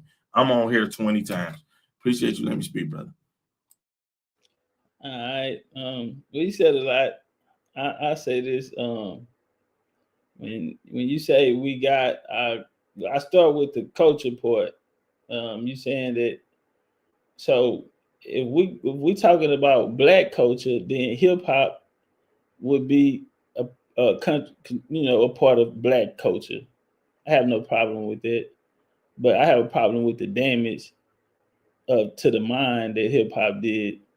I have a problem with Hollywood depictions of hip hop urban community films or Black American films that taught us, to do genocide amongst one another, promoted, our women as whores and devalued them when we come from a culture of, covering up, pearls, dressed up, no cleavage, real women, homemakers, teachers, strong wives that stood behind. That's not black culture. Black culture is drugs, is mass incarceration, is a political tool to combine everyone into one, so it makes it easier for the government to control them. When you see black in the news, or whenever these black circles, in the algorithm, then it's always connected to what's happening politically in the world. And so that's why they're targeted by the Democrats on their that's why they're targeted by the Democrats. This is the community. That's why they're so angered. Either if they're not agreeing, like they're agreeing with Trump now, it's all politics what they're attached to. Because black is political. It was created for that reason during the civil rights movement. 1967, as I spoke, I have a primary Judge Joe Brown. He was there, and he also was one of the first judges in that era. You know that the Black Caucus and all of those type of things came out of. We have a primary evidence, someone who was actually there. You spoke about the culture. When I asked you what you ate that because your great grandmother, who said she was an Indian, that is what she cooked. So her daughter will learn to cook from her. Her son will learn to cook from her because everybody love their mama cooking. So even if you have a wife, he gonna train her up on how he like it, how his mama used to do it. And this is gonna come all the way down to you. You're not eating different foods than what your great grandmother, who said she was Indian, ate. So it'd be impossible for us to get the culture from black when the American grandma, when Big Mama is the one who made the recipes. You spoke about what was the last one? You spoke about what was the last point? I'm sorry, if you remember. I don't remember. Okay. Well, yeah, I think black has been a curse. It was a setup. In 1965, they had the Immigration Act where they brought over Africans and Orientals, or what they called it, Asians. Once they brought them over, 1960, they did the Peace Corps. Now we're dealing with first and second gens and our FBA brothers and sisters and Reparations brothers and sisters who do delineate against those who are not from the North American continent. The reason how they were able to be infiltrated, we were able to be infiltrated, is because this black title. So the black made it universal. And so when they came into our land, now we forced to delineate. But if we would have never agreed to this black, then that wouldn't have been a chess move that they can put on us. Can you agree or disagree with me on that? Well, if we never agreed to black what? Yeah, they wouldn't have been able to run this play with these first and second gens, also with this immigration, because they're connecting them to us. You guys are on the front lines battling this and delineating. Now, you would have to do none of that. If we would have been wiser and if we would have been wiser and stuck with our American Indian tribes, our family and oral history, there would be no way for us to be infiltrated from an outsider. Here's the thing, though, brother. How do we stick with those tribes when nobody in my community? What I'm telling you is this: I live the black. Everything good or bad that happened to Black Americans happened to my family and the people that's around me right now today. I live in a Black American neighborhood today. Nobody was walking around there with no feathers, celebrating no boat. We was talking black. Don't have to wear feathers every day. Did you grow No, up what in I'm the saying church? is that we wouldn't celebrate. No, we celebrate Thanksgiving. My city shut down when Thanksgiving happened. Christmas, we shut down. No, boo, that's not us. So That's us. What I'm saying is that's us. That might not be you. Listen to me, no, because we connected. You say your family come from the South, so watch this. On January the 1st, what y'all eating? Black eyed peas. Why y'all eating black eyed peas? It's tradition. And y'all eating purple hub peas, or y'all eating purple hub peas? Y'all not eating Purple Heart peas, and then you have greens. What are the greens for? My family, my community, we eat black eyed peas. We eat anything. We We eat all now on this Saturday, January the 1st, New Year. Black eyed peas for good luck. Greens. For good luck. There you go. Good luck. And your wealth gonna come through your greens. But don't the American Indian got a different calendar? No, we don't. I don't know then.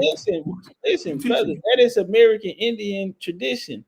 So do you split the pole? Do your family split the pole?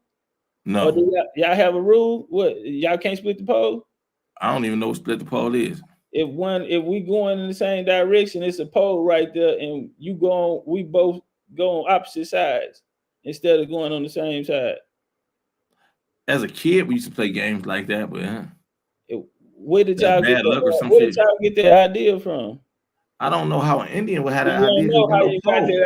No, I'm asking, who gave y'all that concept on how to I don't know. That's stuff we did as kids. Today, as kids, again, in this black community that you grew up in, right? Yeah. Okay. So, what about if you break a mirror in the house? Can I ask you one? Can you just ask me two?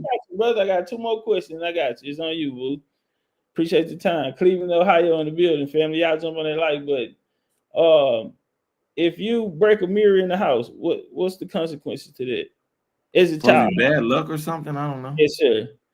If somebody sweep your feet with a broom, what do you have to do? Gotta spit on it. Brother, you're American Indian. That is wild that you're doing that. That's a straw man like a motherfucker. I'm waiting in Texas, bro. Those same rules apply to me. That's Black American. Listen, it seemed like we were smarter when we were children before we went out into this world, into these institutions, before we start listening to these online personalities, till we start adopting these foreign doctrines that was outside of the home. When we're a child, we are moving off of what's coming out of the house. You feel me? And brother, you wait in Cleveland, Ohio, January the 1st, you eating the same. I can come over there and be in my culture to Cleveland. If the superstitions are the same, if you sweep your feet with a broom, gotta spit on it. These are only things that we would know. There's no other culture in the world practicing that. Brother, that is American Indian. Right. Okay. Now listen, I'll even give you that. I'll give you that. But what I'm saying is this: we weren't. That's okay. That's one of my grandmothers may have gave us that. One of our, but I would be doing a disservice by claiming a tribe now. I would be doing that's culture vulture shit because I didn't grow up in that culture. So I'm not about to just be like, oh no, in that culture. You just told me you did. You said everyone in your neighborhood grew up in that culture. Grew up in Black American culture. We weren't talking no Indian stuff. Attributes that you just said. Right, brother. I appreciate you letting me speak, brother. No, you wild, bro. You said you were gonna let me have it. You said you were gonna let me have it, brother. Yeah, you're gonna get it for 3 minutes. I'm gonna give you. I don't even take 3 minutes, but I do appreciate you getting your. I want you to finally understand it. But I did want to point out that way of life that you grew up living, brother. That's American Indian. They call it superstition. That's Black American. At this point, okay, they do it too. The Indians do. Y'all do it too. Fine. I'm fine with that. I'm not about to. We'll be going in a circle. So that's what we're saying as FBA. We trying to kill the circle talk. Y'all do it, but let's say we got that from y'all. All right, but we do it too. Y'all ain't getting so much. Y'all are us. We the same. We not the same, bro. So we're not the same. I'm gonna tell you why. If you would allow me to speak. Go ahead. You got 3 minutes. Go ahead. Okay, I got 3 minutes. I don't even need the whole 3. Where did chitlins come from? From a pig. It's pig intestine. Can you tell me the history of American Indians eating chitlins? Oh, goddamn right. We the only people on the earth eat them. Can you tell me the history? That ain't what I asked you. The history, shit. I don't know how far back. You know our cuisine. We're the same. I can tell you. That's the part of the pig that the white master didn't want. That's Pan-Africanism, bro. There ain't no Pan-Africanism because they wasn't eating that shit in no fucking Africa. That's something that's like you said. The only ones that eat it is us, and we're not the only ones that eat it, but we're the only ones that. We the only one that got the recipe. Hey, we can't hear you. You're on mute. We can't hear you. Can you hear me now? There you go. There you go. Okay, my mic fucked up. But yeah, so you know what I mean? That comes from slavery. That comes from slavery. Our last names. I grew up with Williams, Johnson, Jeffries, Johnson, Jones, Taylor.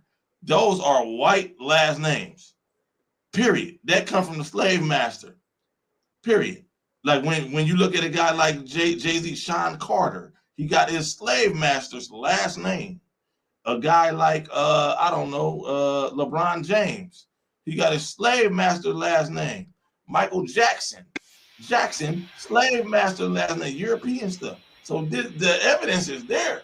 These people are descendants of slaves, the same as me. Somebody asked in the chat, "What's the criteria?" We say it all the time. If you can't trace your lineage back to at least, because they'll say, "Oh, I can go back to the." I heard one guy told me he go back to the 900s. He's a fucking lie. But Not true, I go back to the 11th century.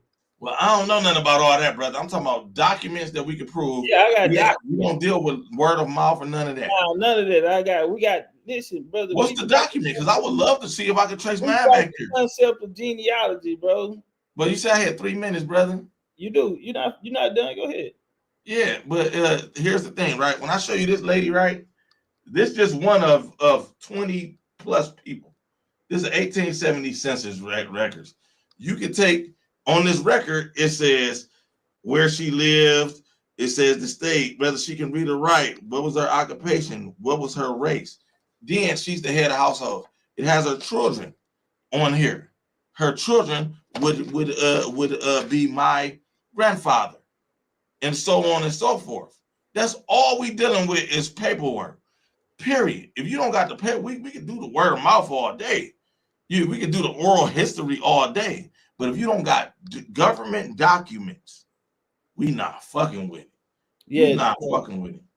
Well, we share that same sentiment, and no one. Let me tell you this, brother. No one has more documentation on their family history than American Indians. We created this land. No one has more. Like I said, I can name the first genealogist out of FBA. I know the genealogist that was for the freedmen, the head genealogist that was for the freedmen.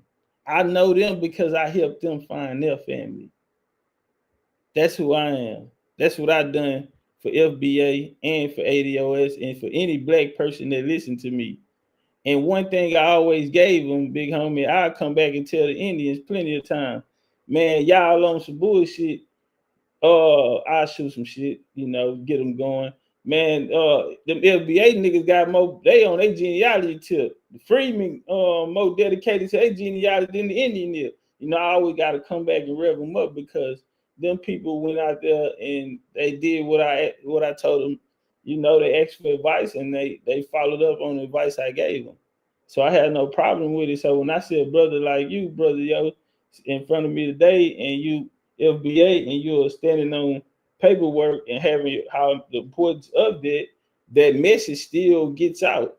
So, but this is the message that when they ask for my help, I brought forward to them. You feel me? You don't have to believe me. The documentation is right here on this channel. I was there in the trenches. I pushed that line, and everybody, they want to push the Indian out the way. But if you from America, then you're Indian. Indians are from America. That's why it's in the Constitution. If you're not an Indian, then you're an immigrant. You came here by way somewhere else at some point of time.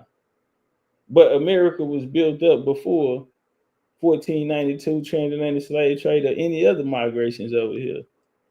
So we are the landowners. We know the land back and forth. Nobody got more American history than the American Indian. So I say that. And you got 3 minutes, brother. Or if you got time, can I show you this video with Judge Joe Brown, me and him having a conversation on the black identity? I believe you. I know Judge. Can we just watch? Go ahead, brother. All right, appreciate you. Cleveland, Ohio, in the motherfucking building.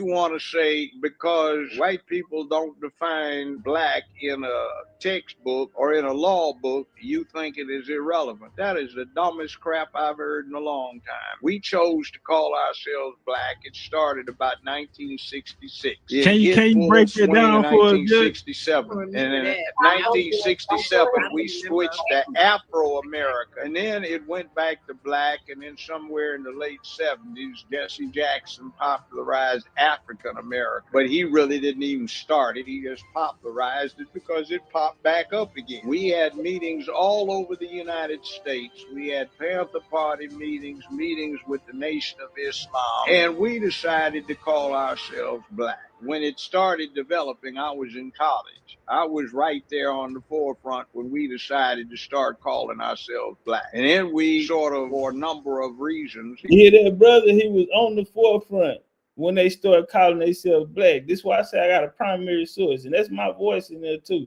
Shout out to Unscrambled Mind. Right there on the forefront when we decided to start calling ourselves black. And then we sort of, for a number of reasons, because of what we call third world unity, we started calling ourselves Afro-Americans. White folk didn't pick those terms out. We did. They were still trying to call Negro. But Judge, wasn't the student body was serving as a black caucus to the white organizations, though? Isn't that why they were created? It wasn't anybody doing that because we weren't doing this bullshit that's going on right now. We were well, jacking the student people movement up. Started in 1960, look, right? The students movement stuff, is what. Look, we were blowing stuff up. We were burning stuff up. We had the riots started in 64, 65, 66, 67. When you read the congressional records as to why they passed all the civil rights and voting rights stuff, it had not a damn thing to do with the civil rights movement. It was the fact that black folk were burning down American cities and wreaking the same level of destruction that the U.S. Army Air Force was doing on Nazi Germany with their bombing campaign. Judge, they said that COINTELPRO was a part of the student movement. I don't care what the hell they said about. I don't say what the hell it is about. No, COINTELPRO was trying to offset what we were doing. Well, other documents that say that they actually had people inside of the student movements that was taking place. They did. They infiltrated it. They had snitches. They had pimps. They had simps. And by the time 1968 got around, nobody could trust anybody. And the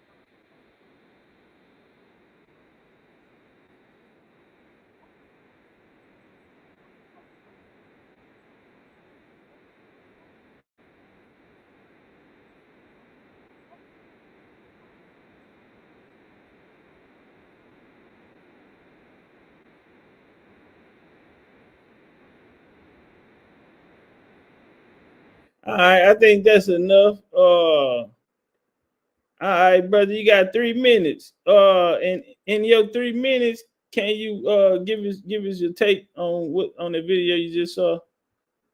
Shout out to Jai Tillman doubling back in the super chat. Vo, you there with me? Good guy at Cleveland. Okay. All right. Yeah, he said give him a second.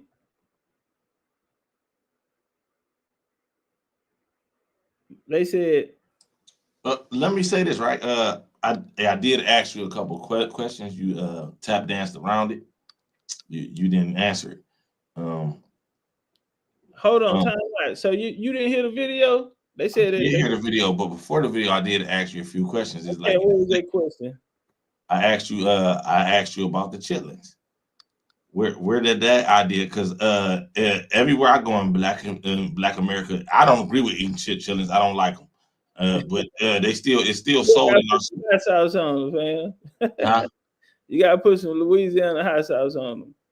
No, what I'm saying is this, right? That ain't what I asked though. I asked like, where would that idea come from? If we Indians and we eat the same cuisine, but that's fine. Where did these last names come from? Where did these surnames come from? Well, we can trace our surnames back to plantations. Correct, because we were landowners.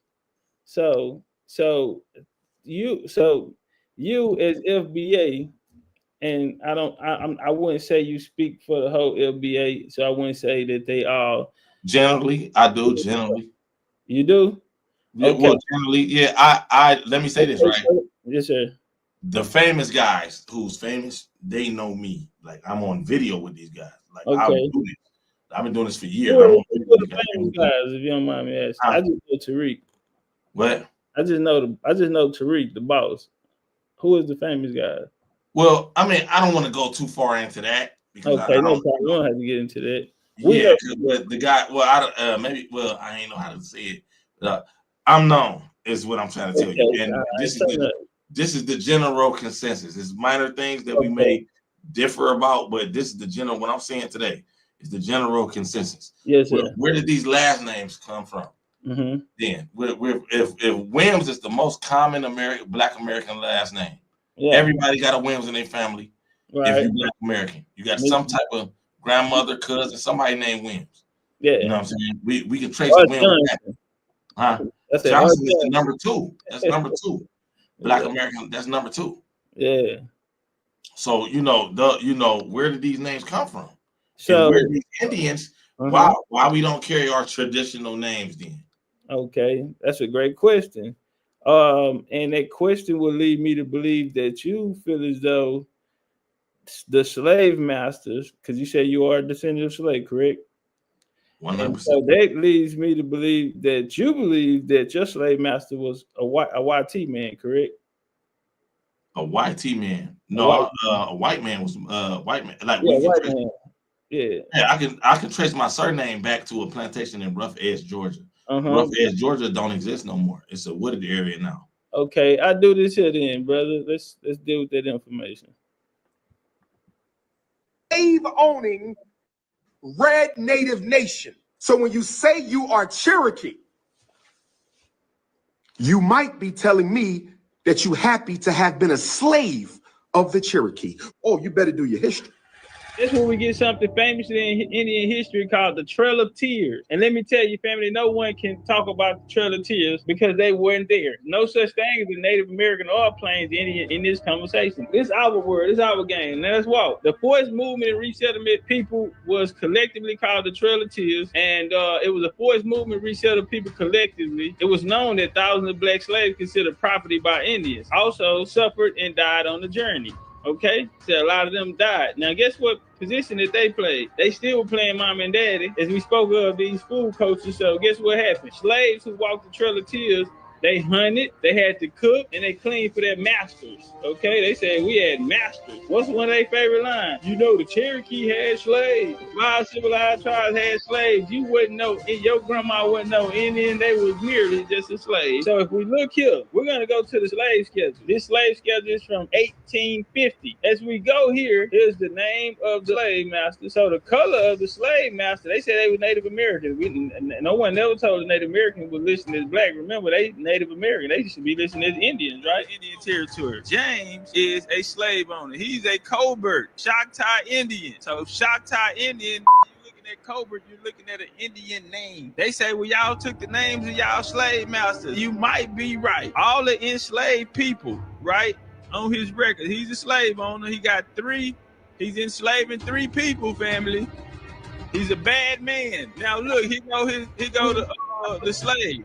One is a 26-year-old woman. One is a 9-year-old female. One is a 1-year-old male. Do y'all see where we going with this? Nene said these are his wife and children.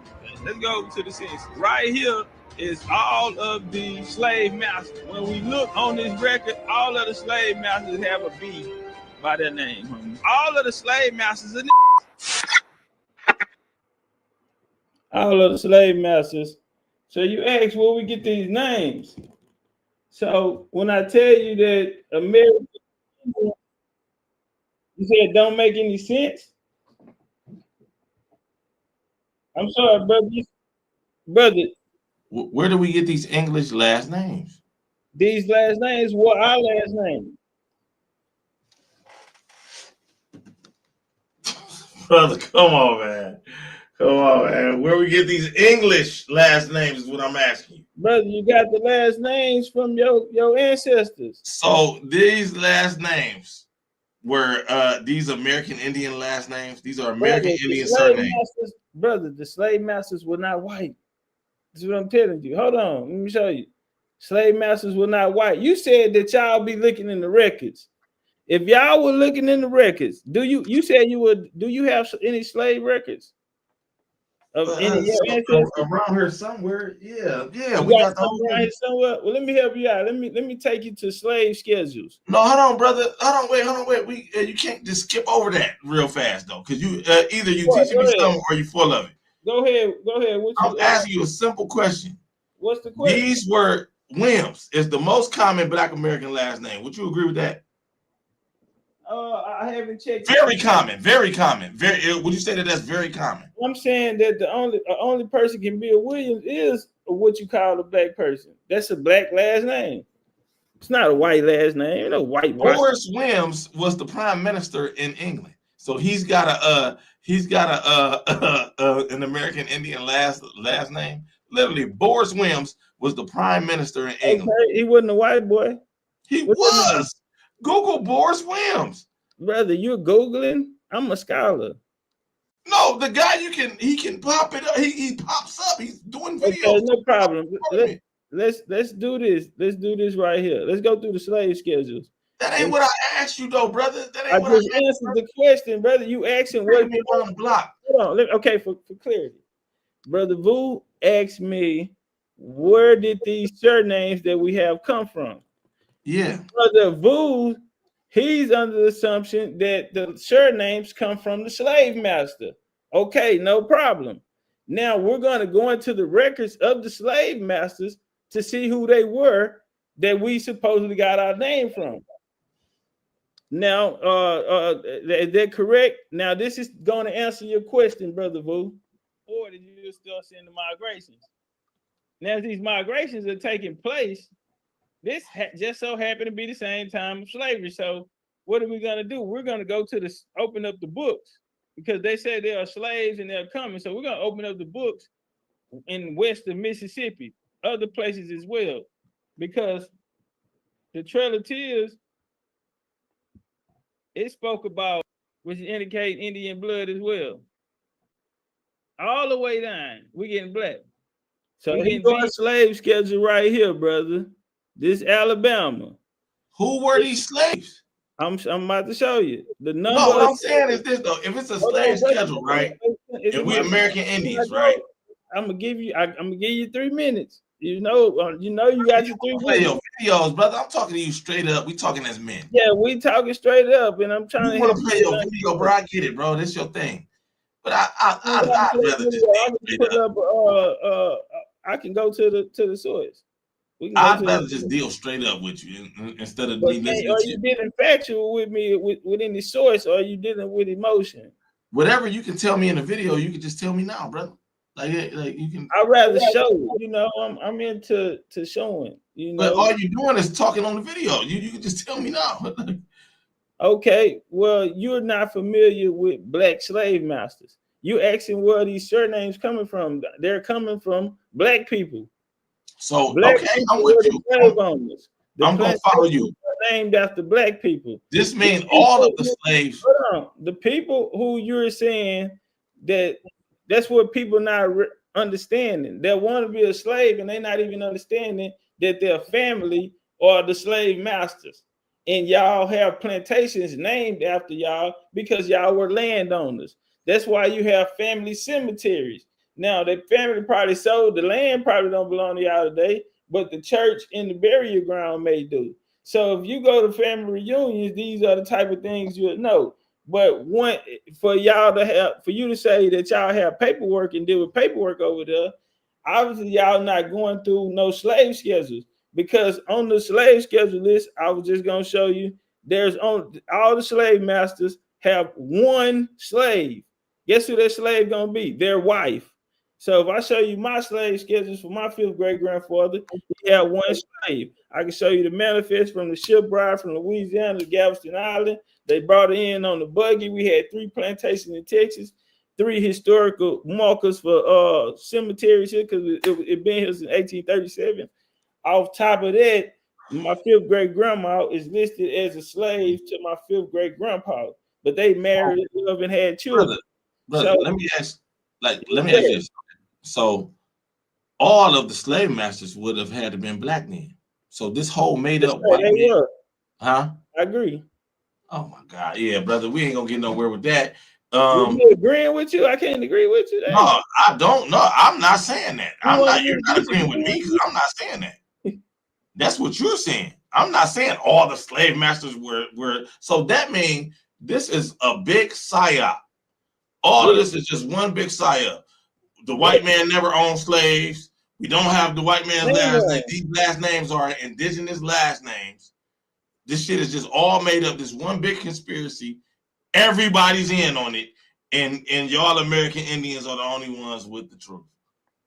Bro, we got to be reasonable as men. We got to be reasonable. We got to be logical. That don't even make sense. It don't? That don't make no sense, brother. Okay, so can you show me any slave schedules with white slave masters? All of them got, but we can literally chase our, so even though we trace our lineage, pulling up records, brother. I'm pulling up records and you're not. Huh? I'm pulling up records and you're not. I was the first one to introduce the records. This is the first one to introduce the records. Do you have your slave records in there? I gotta look for all this stuff, bro. I don't just have it like read. I keep this right here for my argument, but right on. Do you have any slave records in there? Like slave. We can trace our lineage back to plantations. That's what FBA talking about, bro. Okay, no problem. I'm all for that. My question is, so you know the name of your slave master? I know the name of some of the plantations. But you don't know who the slave master is? Trope. Trope, one of the guys. I forgot. It's been a minute since I looked. Yes, but yes, we do know the names. We know the name of the guy that owned the plantation. You know if he was black or white? Huh? He was white. He was white. Listen, have you ever seen the census record, sir? Yes, sir, brother. I just pulled them up for you. No, that was a slave schedule. Oh, I guess that's a form of census record. Let me show you this. I got it out of the census. Put it on the screen. Put it on the screen, please. I don't know. My camera. Now you up there. You on the screen? Okay. My camera fucked up. But all right, right there. Right there. You can see race black. Even white people on the census, it says white. That was part of documenting the people that lived at that time. They put their race. They put whether they can read or write, their occupation, where they lived, their postal, where they get their mail, all that kind of shit. Right, their mothers and fathers' place of birth, all of those type of things. Yeah. So even they documented race back then is what I'm trying to get at. Okay. That's why I want to bring you here, right? So they did document race, and go ahead. Yes, sir. So they did document race, and right here, this is a slave inheritance schedule. This is from 1860. Now we're gonna see the slave master number of slaves. One's gonna go all the way down. The race of the slave is gonna go all the way down. B's, M's, and B's. Mulattoes are black. Now let's switch. Let's go to Mississippi. All right. Here go the numbers of slaves, 1 all the way down. They go to age, and right here it go to color. B's all the way down, even on this side of it. When we come here, all B's under color of the slave master, all B's. And this is in, what's that, Louisiana. All right, now we over here in Virginia. You're going to see a lot of I's, Indians, Indians, Indians. But these same Virginians, when you look them up, as they migrate down into Alabama, Georgia, Mississippi, they'll have a B by their name. Is this guy here, Fred Colbert? He's a Choctaw Indian.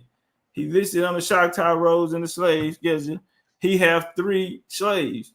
Well, the male 30, female 14, and the male that's 10. Okay, these are gonna be his family members. All right, again, we're here in Virginia. All B's under the color of the slave master. So this is what I'm telling you. They told us something. Andrew Colbert, we in Georgia. Here go Georgia right here. We going all the way down. What year is this? 1860. We're going all the way down. Color of slave master, B's. Number of slaves, 1, which might be their wives. In most cases, when you see 1, it's their wife. Now, people don't understand slavery like the American Indian because they don't understand American history like us. That's why we are the masters at the records, because we introduce the records to everyone else. And we're glad that everyone are on the records, because that is where the answer lies. Brother, You got like after you told me that all the slave masters were black. I didn't tell you, I just showed you. Did you see? Well, this is my thing then. Let me ask you this then. Why make up this whole big conspiracy theory about us? Well, you gotta go ask white man enslaved us. Make it up. I'm not saying you made it up. I'm saying why would the powers that be? But that's not a good question to ask me, because I didn't make it up. But I'm saying though, you would understand this though. If you would understand this, if you're saying that's not true, that all that the slave masters were white, that American history isn't true, was all black people enslaving other black people in America, bro. That is ridiculous, brother. That ain't even. So hold on, wait, brother. That's a contradiction, because you stand on the records, right? You stand on the records, correct? 100%. Okay, so I just showed you the records, and those records said that those slave masters from Virginia to Alabama to Mississippi, Tennessee to Arkansas to Louisiana, all of them had B's by the slave master name. So any records that we got. So this is, I mean, brother, you don't know how valuable you is. If you're saying that all of this American history is bogus, the movies where they depict of white men as slave masters, that's not correct. The people that could trace their lineage back, that means they would have had to made up playing fake paperwork for people to come find later on, 50 years from now, 100 years from now. No, they didn't make paperwork. The information is public. If people keep that's why I presented it. The problem is hold on, brother, listen. The problem is not that someone tricked you. The problem is we didn't do the right thing to go look. We let people tell us that we were from Africa, brought over here on slave ships. I ain't talking about none of that. Just for the record. No, that's what happened. That's what happened. I'm not talking about he made hidden colors, which did. When I trace my name back, bro. When I trace what I'm saying is this, right? When I didn't just stumble upon this lady. Like this ain't. I didn't just like stumble upon this. That means this document is fake. No, it don't. It don't take. All the slave masters were black, and these are black last names. These what we know as English last names are not really English last names. They're really black last names. Like that means all of these. Well, the English if for understanding in your world, the English were black people. Have you ever heard of Benjamin Franklin, The Increase of Mankind, where he talked about what's taking place today for mass immigration? what he named off that all of the European countries were swarthy and dark skinned? You never read that 1777 Benjamin Franklin and the Increase of Mankind, where he said the Scots and the Irish and all of that? You want me to pull up the war records from No, I don't 1754 know. to the Indian War and show you that all of the people on there were dark skinned, or pull up any Let other? me say this right, brother. Let me say this right. I appreciate you letting me speak. You got 3 minutes now. Go ahead, brother. You got 3 minutes. No, bro. I'm be real with you, though, bro. I'm be real with you. I can't really, brother. I can't really even correspond with you, brother. We talking two different things. What happened? Brother, we just talking two different things, brother. Cleveland, homie. Thought we was doing good. No, we ain't doing good, bro. I'm be real with you. I appreciate the fact that it didn't turn into something disrespectful and all that, but we talking about two different things, and I don't really understand. Well, maybe you need to be more informed, then, brother. Well, I need to, before I get to your level, I need to go do some more research. There you go. Maybe it's a lot you need. Yeah, I'm with you, brother. I'm with you. So I'm gonna go ahead and just ball out the conversation. I appreciate you letting me speak. I appreciate the fact that it was a respectful conversation. We totally disagree. I fuck with FBA, man. So shout out to the FBAs, man. For sure, brother. All right. For sure.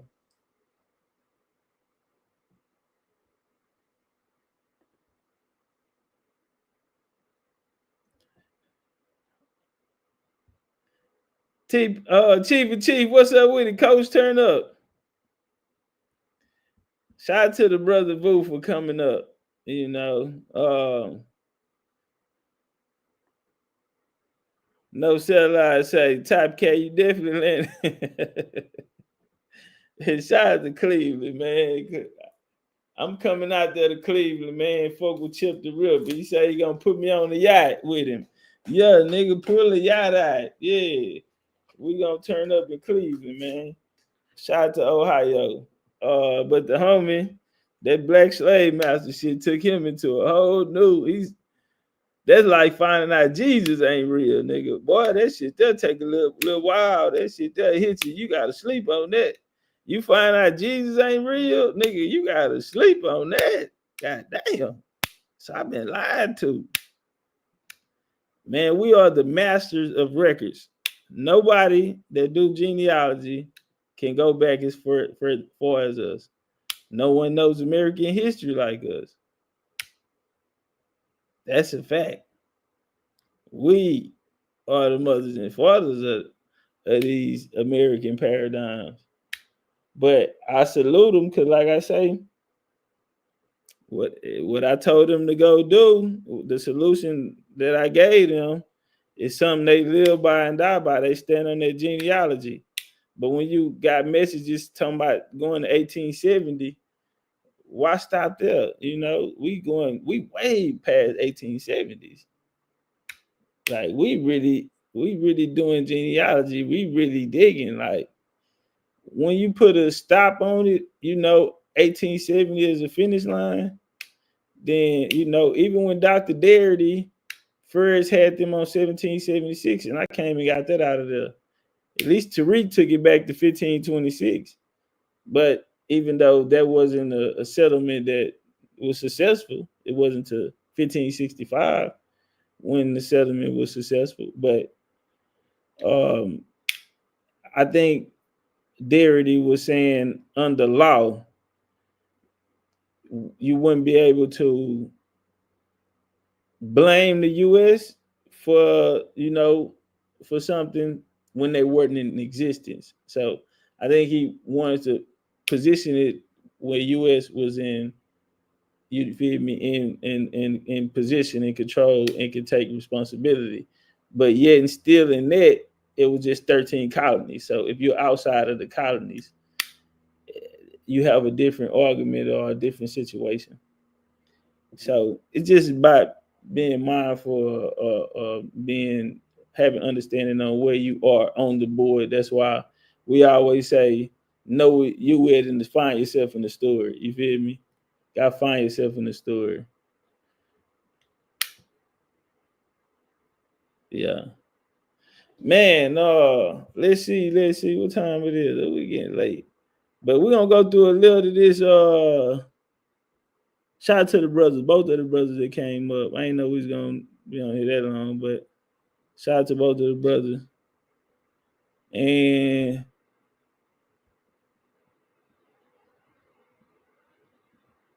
hold on, what am I doing it, fam? Damn, I got a lot of shit pulled up. You know, I'm working. That's what it is. Hold on, y'all. I'm about to grab it. Where we at?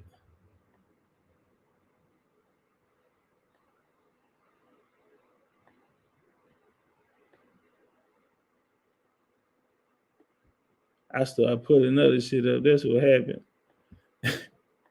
Yeah, I aborted the mission. I got to put another shit up.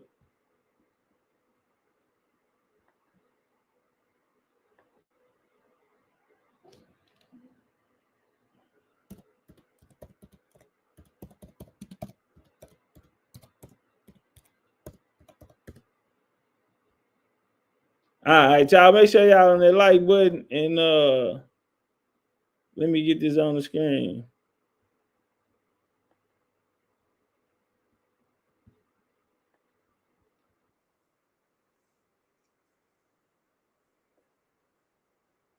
Arguments being advanced against it today. Similarly, the Supreme Court considered and rejected arguments against the plain meaning of the amendment in the case of United States versus Wong Kim Ark way back in 1898. Subsequent cases have rejected the proposition being advanced by our colleagues today that the children of certain immigrants born in the United States should be denied citizenship because it's unconstitutional. Clearly, the law and history support the straightforward conclusion, and that's why 4 federal judges have already blocked the president's executive order attempting to end birthright citizenship. One of those judges, Judge Kunauer, a Reagan appointee, told Trump's DOJ lawyers the executive order was, quote, blatantly unconstitutional. In fact, he said in the courtroom, and I would hate to have been the lawyer on the receiving end of this, he had, quote, difficulty understanding how a member of the bar would state unequivocally that this is a constitutional order, end quote, noting that it boggled his mind. Flimsy arguments aside, ultimately, a president cannot unilaterally repeal a constitutional amendment. Listen, it's 2 things going on here. They don't want this 14th Amendment birthright citizenship ended or put in its proper context because a lot of YT people came after. Which meant they were never to really be U.S. citizens because they wouldn't fall under the protection or the 14th Amendment. Like Trump said, it was only for a certain particular group of people, and all you have to do is check the date on it. Without objection, all other opening statements will be included in the record. We will now introduce today's witnesses. Mr. Charles Cooper. Mr. Cooper is the chairman and founding partner of Cooper & Kirk PLLC, a boutique law firm in Washington, D.C. He has spent more than 30 years in private practice and has argued 9 cases before the United States Supreme Court. Previously served in the Department of Justice and was a law clerk to Justice William Rehnquist. Mr. R. Trent McCotter. Mr. McCotter is a partner at Boyd & Gray PLLC, where he litigates in federal court and before federal agencies. He previously served as a Deputy Associate Attorney General, where he oversaw the department's civil appellate and federal programs branches. He also previously served as a federal prosecutor with the U.S. Attorney for the Eastern District of Texas. Of Virginia. Slip. It comes right out. Shall not be a citizen. This comment reflects 2 important points about the intended Check them out. right. Citizenship makes newborns citizens of both the United States and of the states wherein they reside. That is, where they live, their home. This word standing alone implies a lawful permanent residence. and it plainly excludes tourists and other lawful visitors, as well as illegal aliens who are prohibited by law from residing in a state, although they all must obey our laws.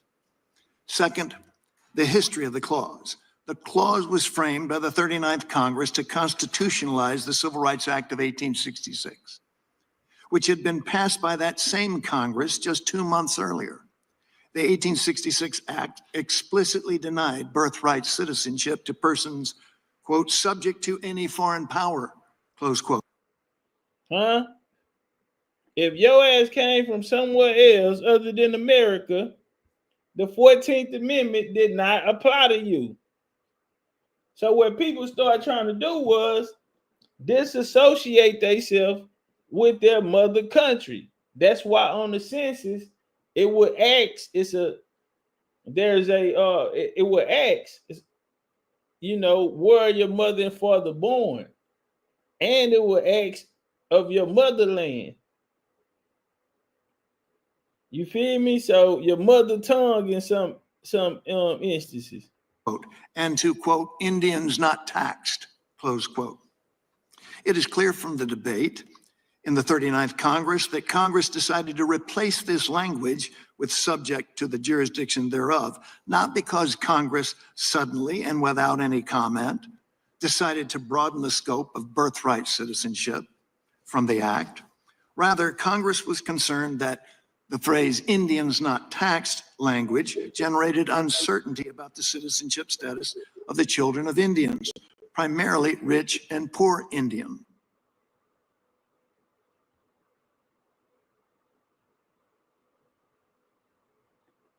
Hold on.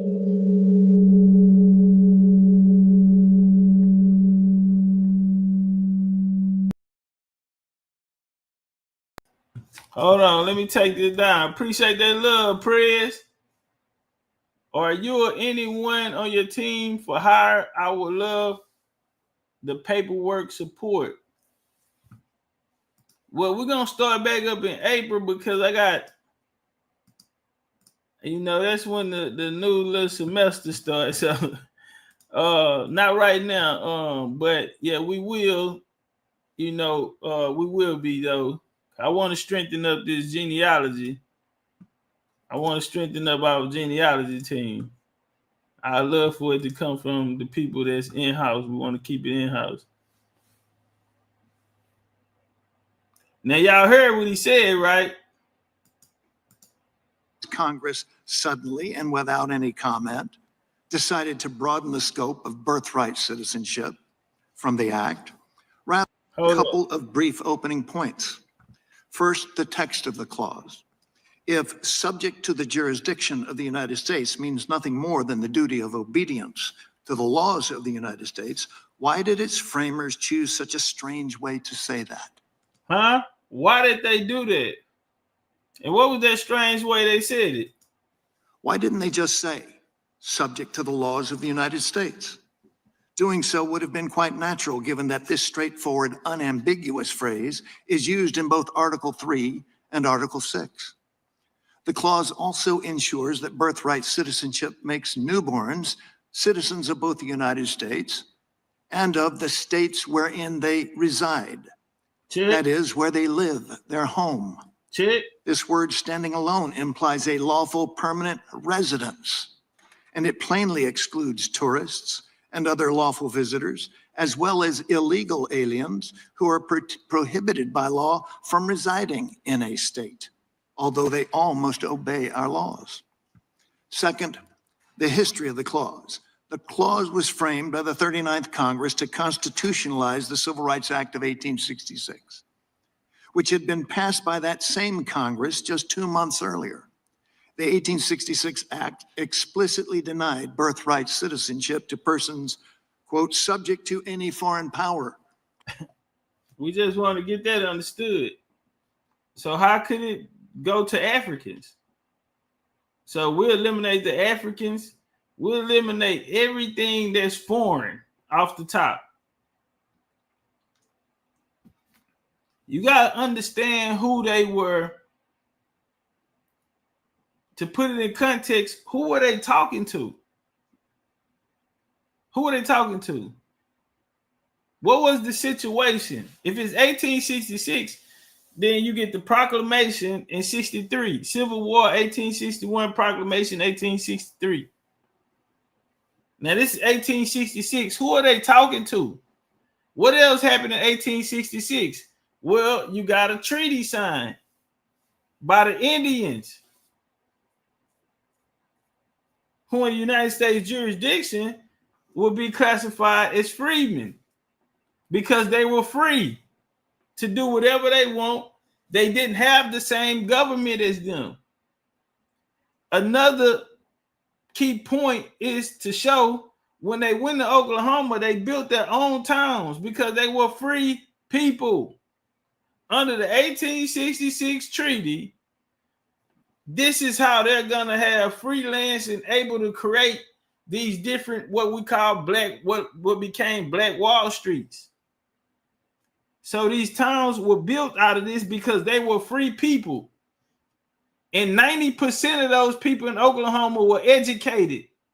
They can read and write. So these weren't no slaves. These were trailblazers. These were innovators. These were prestige men. Now let's walk. Close quote. And to quote, Indians not taxed, close quote. It is clear from the debate in the 39th Congress that Congress decided to replace this language with subject to the jurisdiction thereof, not because Congress suddenly and without any comment decided to broaden the scope of birthright citizenship from the act.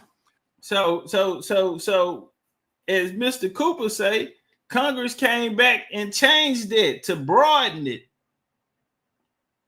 But the original document is only talking about one particular people, like Trump said. All you have to do is check the date. Who is the topic of conversation at the time of 1866? Stop playing. Congress later came back and changed and broadened it. Now let's walk. Rather, Congress was concerned that the phrase Indians not taxed language generated uncertainty about the citizenship status of the children of Indians, primarily rich and poor Indians.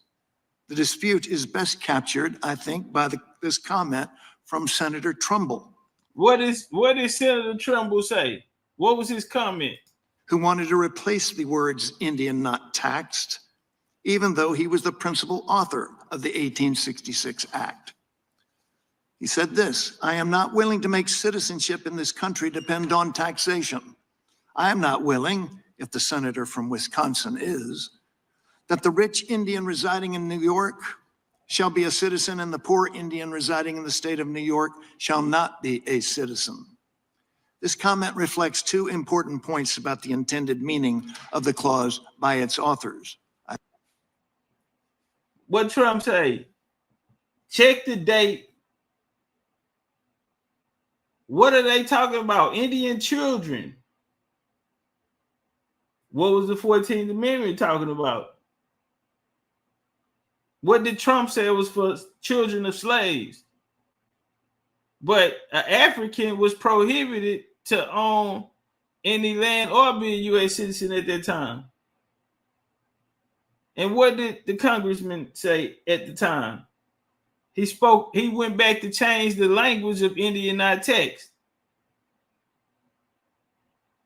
The rich Indians will get the status and the poor will not.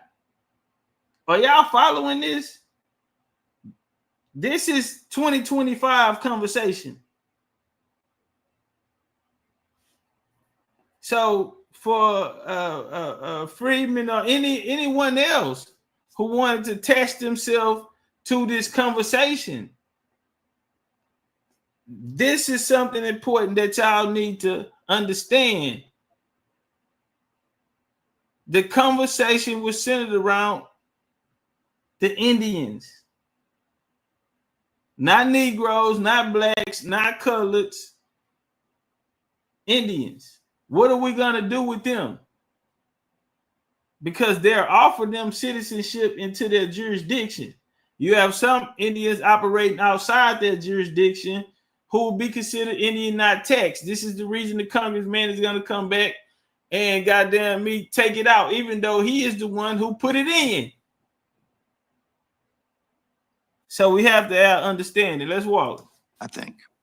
First, they intended that the children of tribal Indians who resided on reservations and owed their direct allegiance to their tribes would not be entitled to birthright citizenship, but the children of assimilated Indians who had left their reservations and had established permanent residence among the body politic of the states would be entitled to birthright citizenship.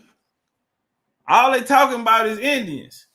So the Indians who would come into these Union territories that'll be considered U.S. jurisdiction, those that come in would have the right to sign up as a citizen. But what do they lose? They lose their Indian sovereignty.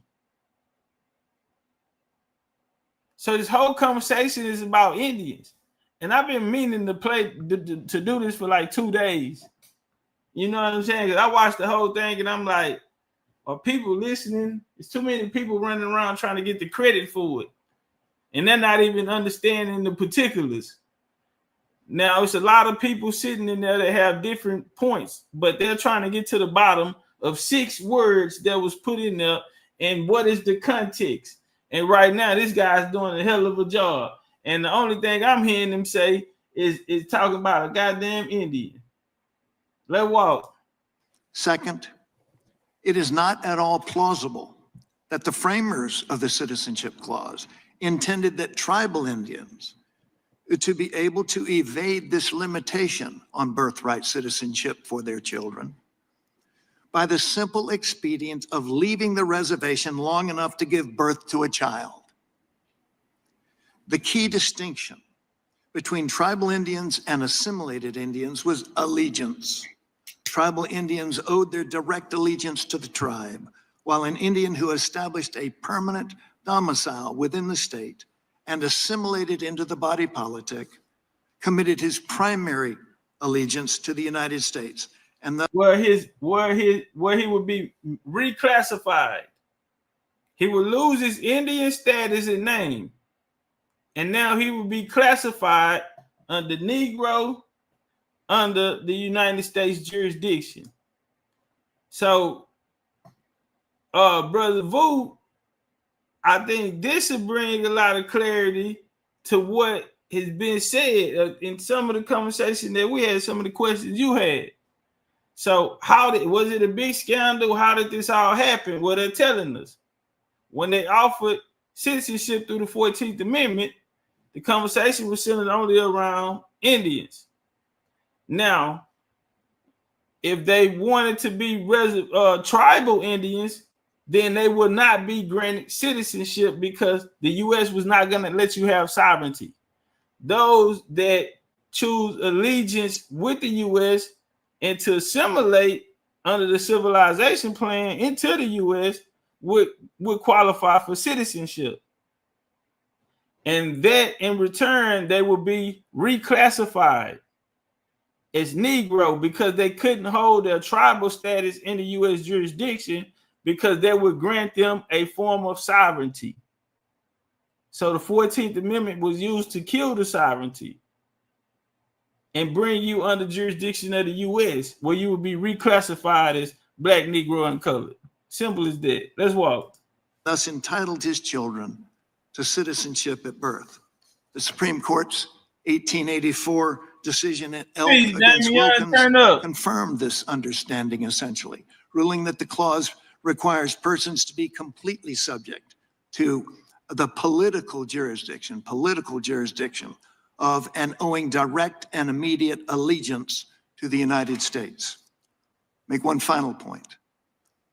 The Supreme Court's 1898 decision in Wong Kim Ark had nothing to do with the children of illegal aliens or aliens lawfully but temporarily admitted to the country. The court carefully framed the issue before it twice in verbatim terms as involving, quote, a child born in the United States of parents of Chinese descent who have a permanent domicile and resident in the United States. Thank you, Mr. Chairman. Thank you, Mr. Cooper.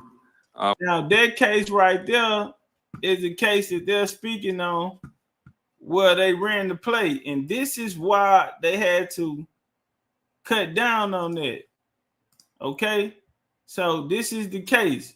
United States versus Warren Kim Walk. This 1898. And they're going to argue this fact. They ratified 1868 14th Amendment opens with the citizenship clause.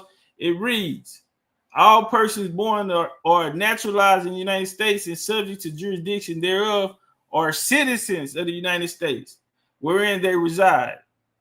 Now, he went to China to go visit his parents, but when he got to America, he couldn't come back in.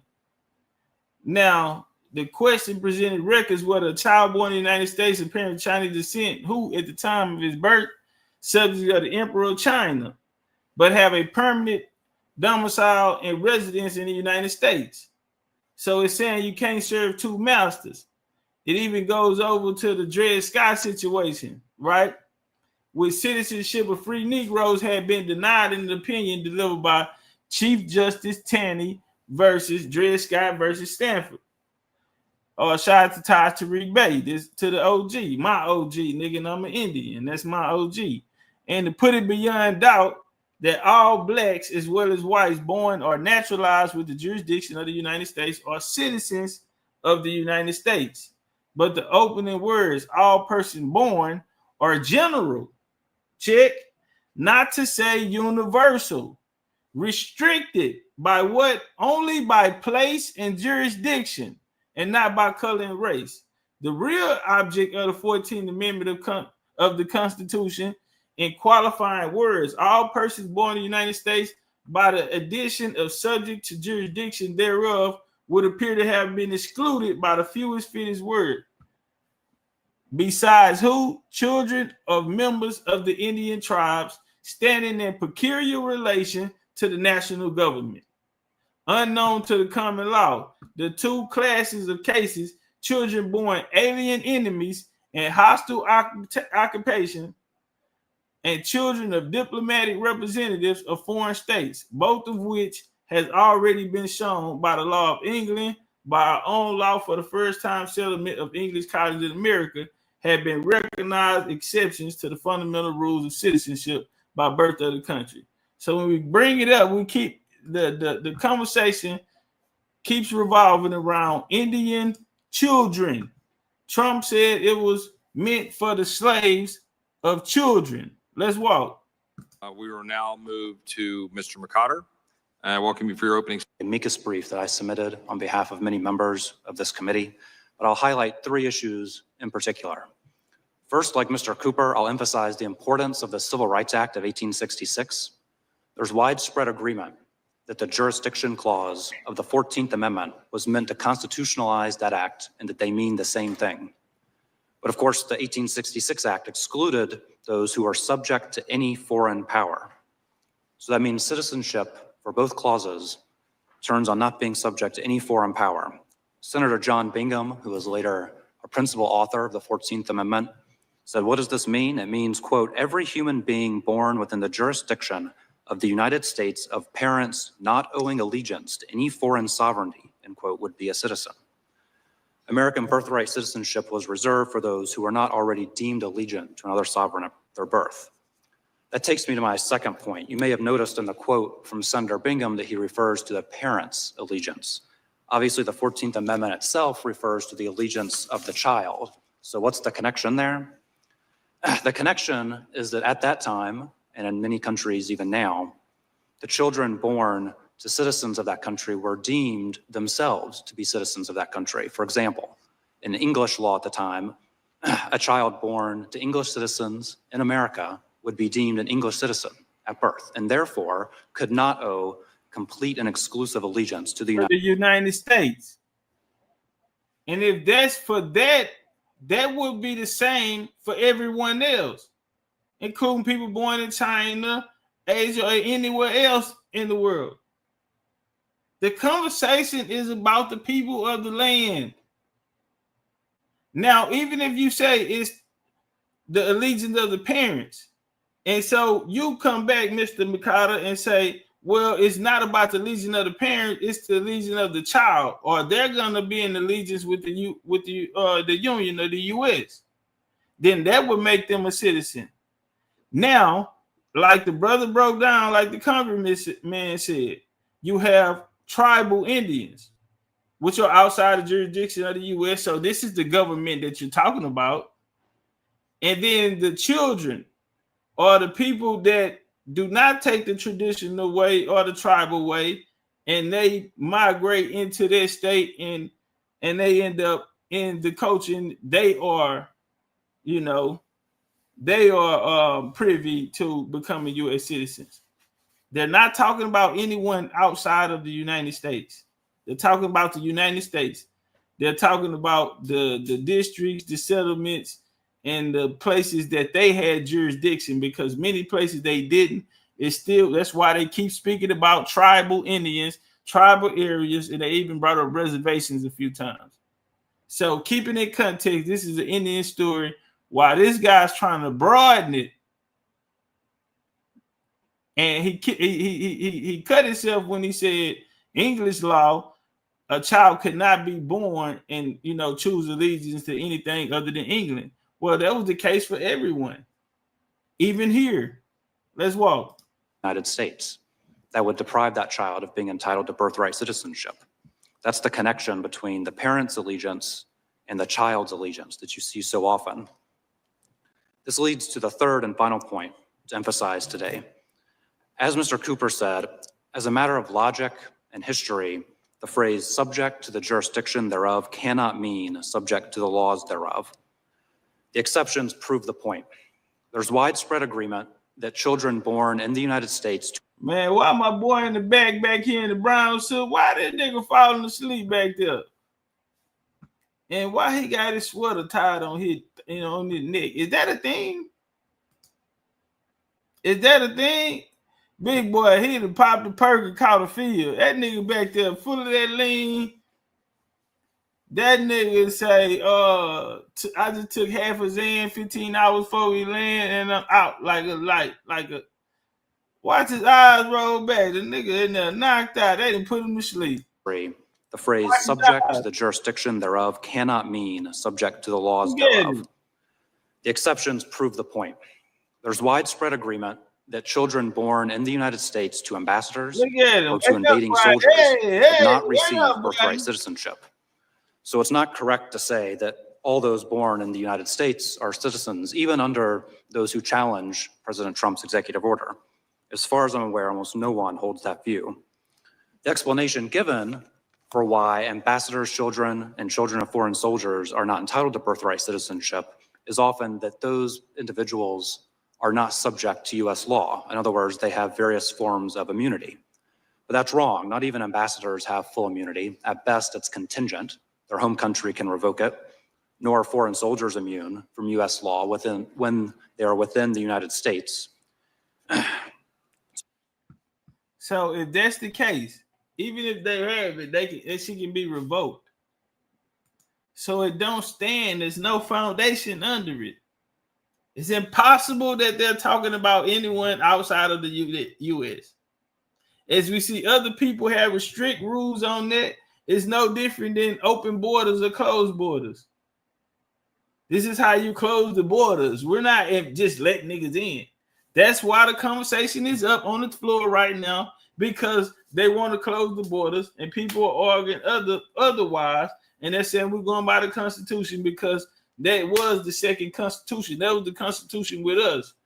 That's why we got the Creeks got 160 acres and got to go do what they do in Oklahoma with 160 acres and everything equal, because we never was with nobody. You feel me?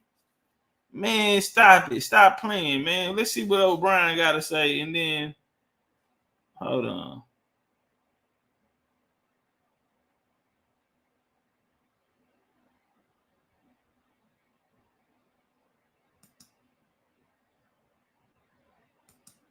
Birth tourism diverts U.S. medical. Guess again. If you decades of people making the interpretation, which has been in effect for over a century. Now, rewriting history and ignoring the rule of law has become a feature, not a bug, under the Trump administration, but it's one that Congress has a constitutional obligation to prevent rather than enable. So why are our Republican colleagues questioning the plain and long-settled meaning of the Birthright Citizenship Clause?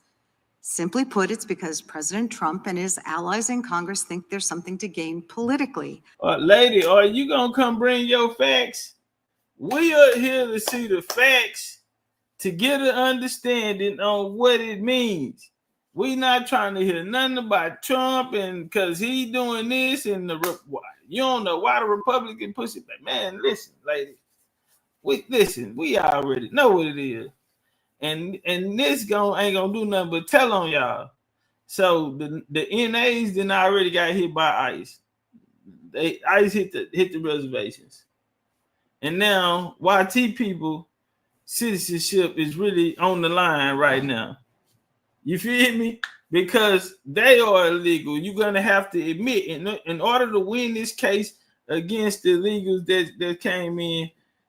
By default, this is gonna come to you because it's directly only for Indians, and the Indians that came into the jurisdiction and got the citizenship became Negro, black, colored, African Americans. This right here says it all. In 1866 treaty still sitting up there, and that motherfucker is a constitution as well. It got so much power in it. You feel me? And 1866 treaty, so much power, so far to say that language in it could not be removed. So in 2017, that's how the Cherokee and Nash, that's what they went off of, because they put it in right that nobody could never come back and take this out. This is what it is. That sounds like somebody who just whooped somebody's ass. That don't sound like no nigga saying, somebody saying, here, I'm gonna give you this. No, that sounds like somebody who had the force, the might, and the power. And if you want to hit body, we can hit a body. That sounds like somebody at the table with power. You don't get what was given. You don't get what was received out of that without being someone of a power. You know that exerted some form of power. And for them to make sure to get it in fine print that no one can come behind this and take and remove this. So the letter in 1841 was wrote that said kick all the Negroes out. Well, the 1866 treaty said that's not gonna happen. And that treaty is like a constitution, because you got to understand these civil wars when two worlds collided. And now how we gonna live in the midst of this after this? Well, it has to be an understanding that they're gonna come to. Since a lot of the niggas that fought for the Confederates was getting treated so bad by niggas in the South, they went with the Union. Once they went with the Union, now a lot of them did sign up and get U.S. citizenship. So they fought it in the Union, was promised land that they didn't get. Check. All they got was, hey, y'all get up, put your boots on. We got another fight. Because they didn't stop them until, 2021, when they pulled out of Afghanistan. Niggas been fighting all these years. And they just stopped when they pulled them out of Afghanistan in 2021. Come on, man. Come on, somebody, man. Let's walk. By stripping an entire group of American citizens of their rights, their votes, their very identities, and turning them and their descendants into a permanent underclass. They want to decide who they deem worthy of being a citizen of our country and who isn't, based on who their parents are and where their parents are. We're here to hear some sources. That is why which can result in their criminal prosecution as well as their removal from the U.S. was until much later. Before me, she ain't got no sources in her hand. We only here for the sources. Bring your work. What you got, homie? 14th Amendment. What you got on it? Right now, I'm going with the old boy that came out that spoke with what the conversation was about at the time that it happened, and he brought it out. Like he said, the guy that put Indians in it came back and took it out later. You feel me? I'm more interested in the niggas who was talking, who was on the scene when it was going down. You see how when our Cleveland brother was in here, he said he talking the talk. I went and got Joe Brown. Judge Joe Brown said, nigga, I was there on the forefront when we came up with the black shit. In the story, I got a primary source. I got a first-hand account. Now, that what that congressman said, that was a first-hand account. That was somebody who was there. That was somebody who had something to do with the 14th Amendment, installing the language in there and specifying who it was about. And then he came back later and tried to change it to make it, and then Congress came back later and tried to, broaden it for others, foreigners, their people. Because remember, the Homestead Act was coming on, the Eastern Europeans and shit was coming at that time. You feel me? So let's walk. In the naturalization division of the INS, so I'm very familiar with these issues. Now, it's very easy to say the meaning of this case is obvious. Of course, if it were obvious, it probably wouldn't have had to become a case in the first place. Okay.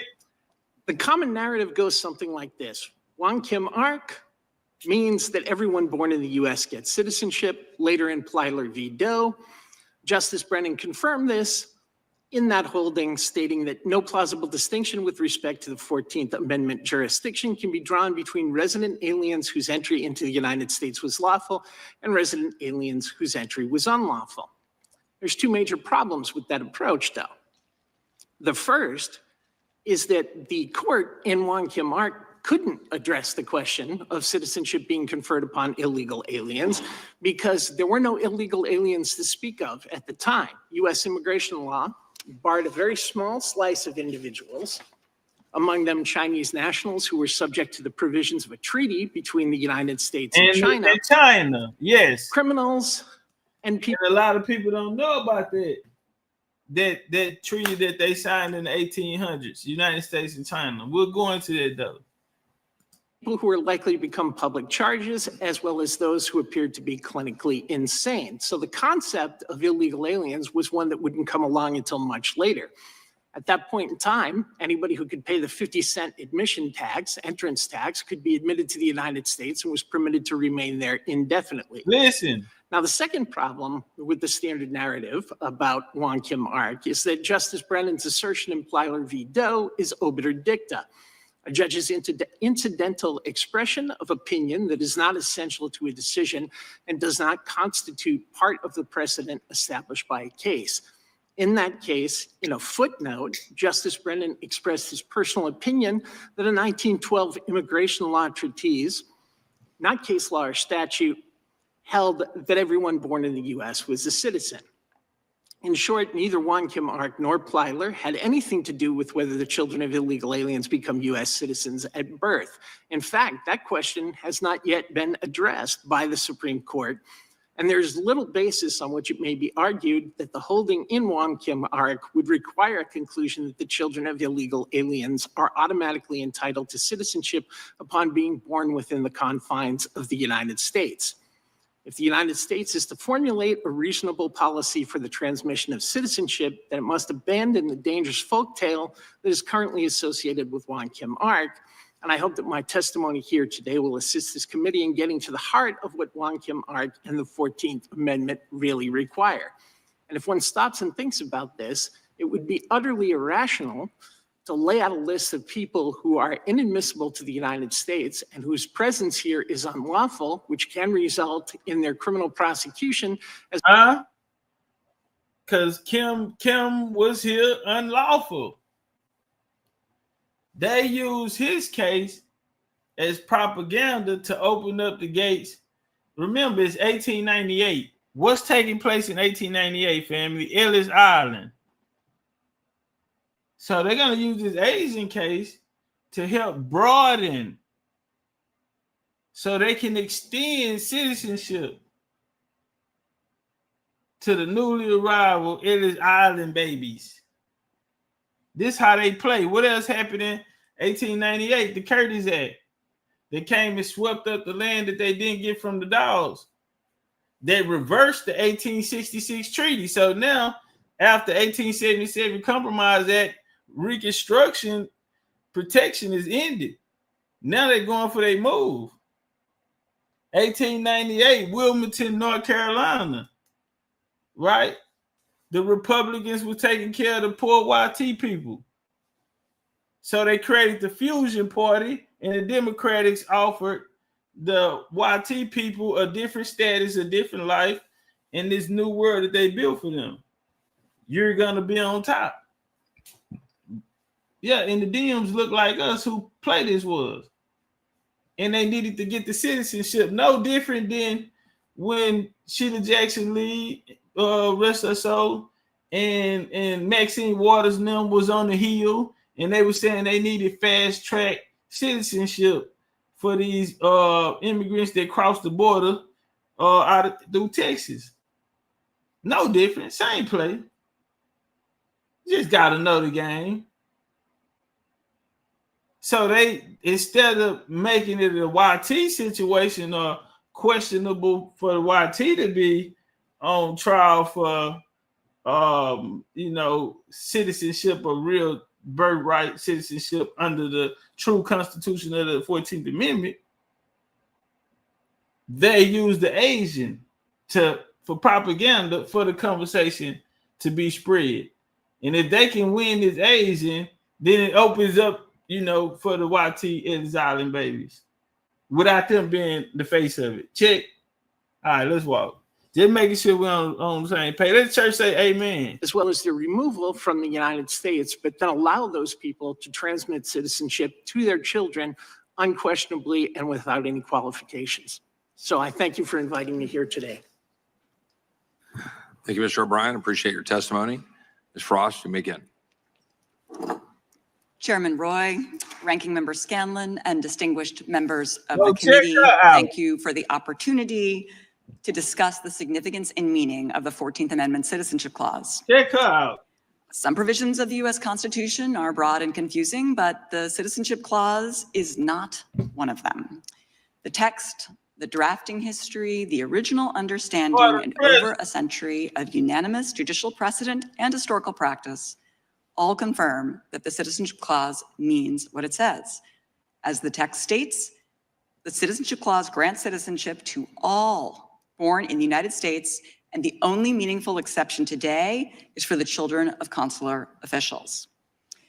The Citizenship Clause was intended to remove the stain of Dred Scott from our Constitution, the Supreme Court decision that held citizenship turned solely on race and ancestry and not birthplace. In 1868, the nation rejected Dred Scott. And when discussing this addition to the Constitution, the Reconstruction Congress explicitly stated that it wanted to provide citizenship to the 4 million formerly enslaved Americans and the children of immigrants arriving from around the globe. This Congress also acknowledged and well knew that some of those enslaved Americans had been brought into this country in violation of the law because Now, hold on. Let's keep it in context. Now, 400,000 or so, right? They're talking about Indians on that. When they're talking about people that was brought in the country that were not from here, at this time, again, what Trump say, check the date. Who's the conversation around? What happened after 1808 trade embarkment that supposedly ended slavery? What happened? They brought forth the coolie trade. So who came in? 1898, 1902, they was bringing Filipinos in the Spanish War. You had the coolies come in, the people from Hindustan, people from Asia, they were pouring in. So they worked on these plantations down in Louisiana. They worked on these catfish farms in Mississippi. They worked as fishermen in Florida.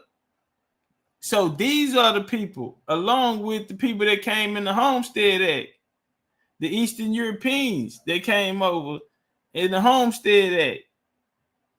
they're not talking about us like they say. They separated. You got 400,000, and then you separated, and then it's a group of foreigners.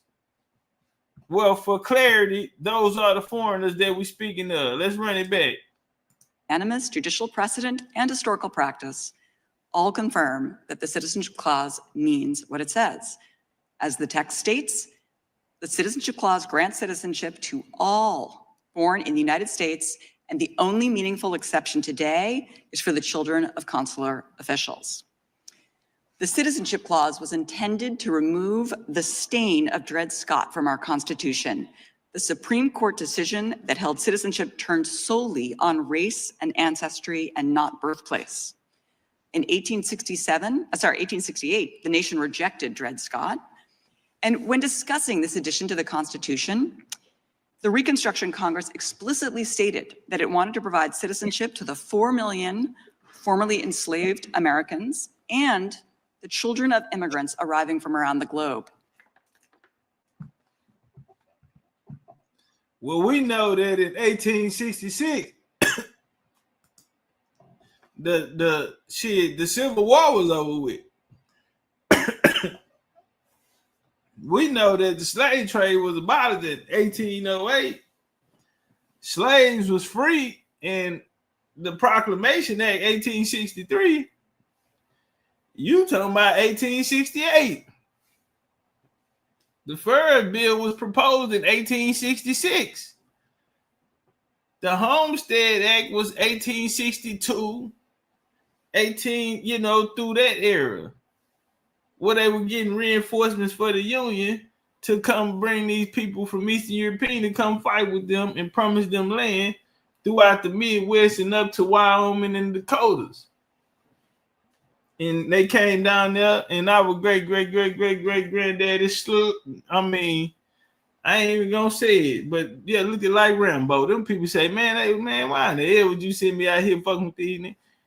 These niggas got squabbles. Child the chosen one said, Vovo, know that everything that was told to you about YT people was lies.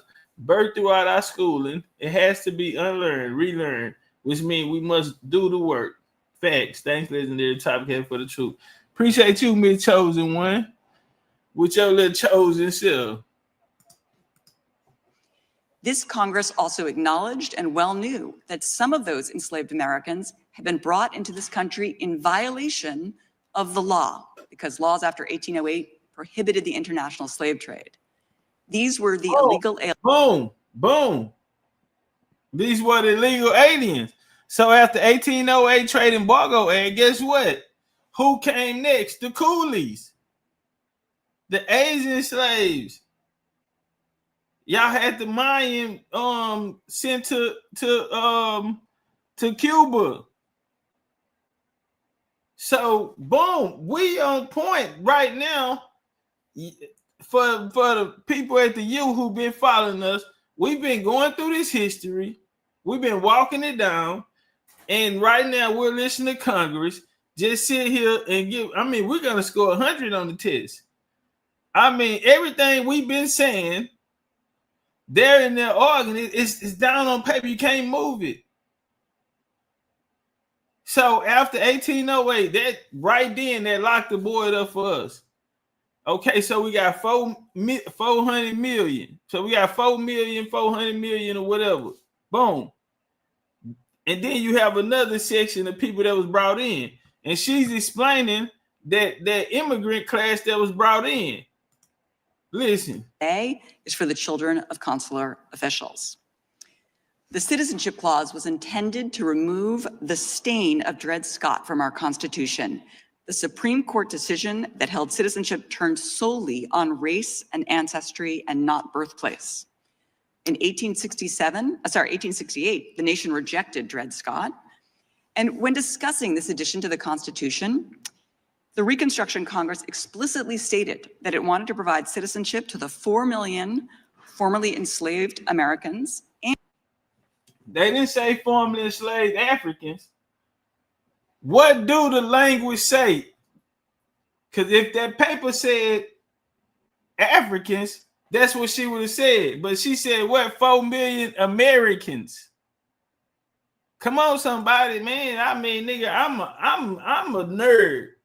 So, nigga, yeah, I'm gonna sit there, I'm gonna watch the whole thing. And I know what's going on, and I'm trying to peep the play. But she's reading off the law. And what does it say? Americans, not Africans. Means what it says.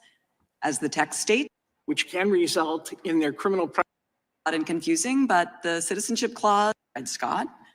And when discussing this addition to the Constitution, the Reconstruction Congress explicitly stated that it wanted to provide citizenship to the 4 million formerly enslaved Americans. Formerly enslaved Americans. Now check this out. And the children of immigrants arriving from around the globe. This Congress also acknowledged and well knew that some of those enslaved Americans had been brought into this country in violation of the law, because laws after 1808 prohibited the international slave trade. These were the illegal aliens of the day, and thus it is wrong, as Mr. O'Brien just stated, to say that there wasn't such a thing as an undocumented or illegal alien at the time. The Reconstruction Congress well knew there was, and of course intended to grant those people citizenship.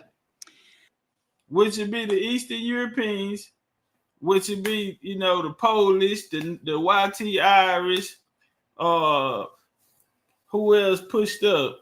The Asians, niggas out of Hindustan, Egypt, they pushed up and they became the new working class, especially around the islands. And like I say, New Orleans, Mississippi, they took them in Florida, you feel me? And Cuba, you know, shit like that. So she separated it, got it clear, boom. You're dealing with two different people. You're dealing with 400 million Americans, American slaves. I wonder who that was. No African on it, no cut on the dope. Like she said, she's saying what Congress said. So again, we're speaking from the language of that day so we can get the proper context. And they're talking about us. The foreigners coming on the outside after 1808 is the coolie trade. That was the reason for the coolie trade, because the 1808 outlawed. So it was people in the country that was here under bondage. We know that the coolie trade was a bondage situation. That is what they're talking about when they say they were here illegally. Let's walk. That is why President Trump's executive order has been rejected by every federal court that has addressed it over the last month, 5 and counting. And these judges have been scathing. Federal Judge John Kuhnauer, appointed to the bench by Ronald Reagan, described the executive order as blatantly unconstitutional. Federal Judge Joseph LaPlante, a George W. Bush appointee, enjoined the executive order on the ground that, quote, it contradicts the text of the 14th Amendment and the century-old untouched precedent that interprets it. These judges have concluded that the Trump administration's arguments in favor of the executive order are ahistorical, atextual, and illogical, also inconsistent with the order itself. And this executive order has appeared in 4 different courts. And as I understand it, all 4 of them have worked to stop it, either through a temporary restraining order or a preliminary injunction. And they were appointed, by my count, by Presidents Reagan, George W. Bush, Barack Obama, and Joe Biden, 2 Republicans, 2 Democrats. And take a look at what they said. Here's Judge Kuhnauer, who was nominated by President Reagan. Citizenship by birth is an unequivocal constitutional right. It's one of the precious principles that makes the United States the great nation that it is. The president cannot change, limit, or qualify this constitutional right by executive order. I can't remember a case that presented a question as clear as this, says Judge Kuhnauer. And the fact that the government cloaked what is in fact a constitutional amendment under the guise of an executive order is equally unconstitutional. The Constitution is not something the government can play policy games with. Here's U.S. District Judge. Check. Ain't nothing you can play pot, man. Stop it. LaPlante from New Hampshire had been nominated by President Bush. The plaintiffs are likely to suffer irreparable harm if the order is not granted. Here's U.S. District Judge Deborah Boardman, nominated by President Biden to the court in my home state, in Maryland. The executive order interprets the citizenship clause of the 14th Amendment in a manner that the Supreme Court has resoundingly rejected and no court in the country has ever endorsed. And finally, check out Judge Sorokin, nominated to the district court in Massachusetts by President Obama, who says, the 14th Amendment says nothing of the birthright citizens' parents in efforts to import such considerations at the time of enactment and when the Supreme Court construed the text was rejected. No federal judge, to my knowledge, has upheld this executive order against legal attack. Tell me why you think there's such unanimity across the spectrum among the judges. Well, first of all, the language is crystal clear of the 14th Amendment. There are thorny and complicated and broad and vague provisions of the Constitution, but the Citizenship Clause could not speak more clearly. That's what the court said in Wong Kim Ark. Its language is universal. You know, I did a little research on this last night, and I found that the leaders of the writing of the first section of the 14th Amendment were Republicans from Ohio, right? John Bingham was described as the primary author of the Citizenship Clause by Supreme Court Justice Hugo Black, who said he was the 14th Amendment's James Madison, the second founder who most worked to realize the universal promise of Madison's Bill of Rights and Jefferson's Declaration of Independence.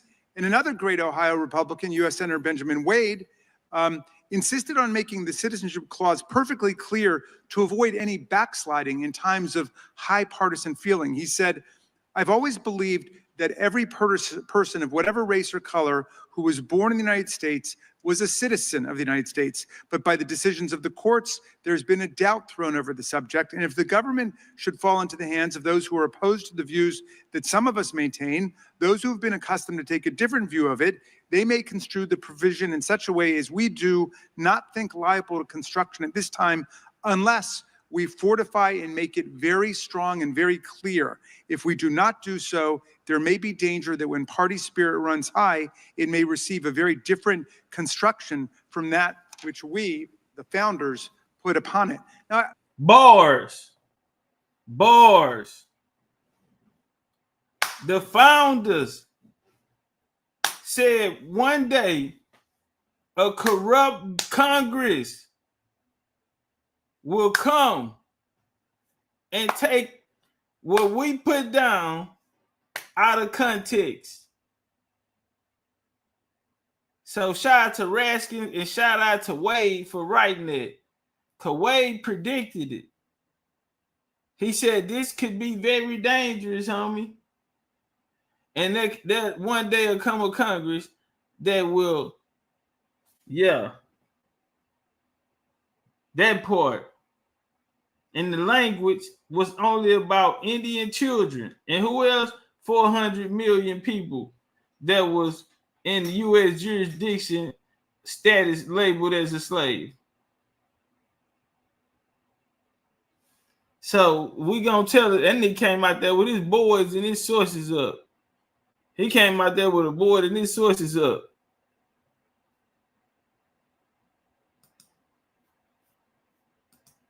All right, I just thought since, the South Africans are in the news, I would play that. I had a question for you, Mr. O'Brien. Is the Equal Protection Clause part of the 14th Amendment, yes or no? Yes, it is. Okay, thank you. And Mr. McCotter, is the Due Process Clause part of the 14th Amendment, yes or no? Yes, although each clause uses different language. Yes, I do know, but thank you for that. I ask those questions because I have heard no objection from this body, no quarrel, no disagreement with the fact that the Equal Protection Clause and the Due Process Clause are embedded in the U.S. Constitution through the 14th Amendment. In fact, this country's president, that so many revere, has invoked the Due Process Clause on the regular. As having a baby and then leaving, if you don't agree with that, that's fine. Pass a constitutional amendment. Because this is clear, and this definition that you're providing is unbelievably vague and very, very careless, and I look forward to the courts rejecting it. Thank you. I'll yield back. Thank you, gentleman from New York.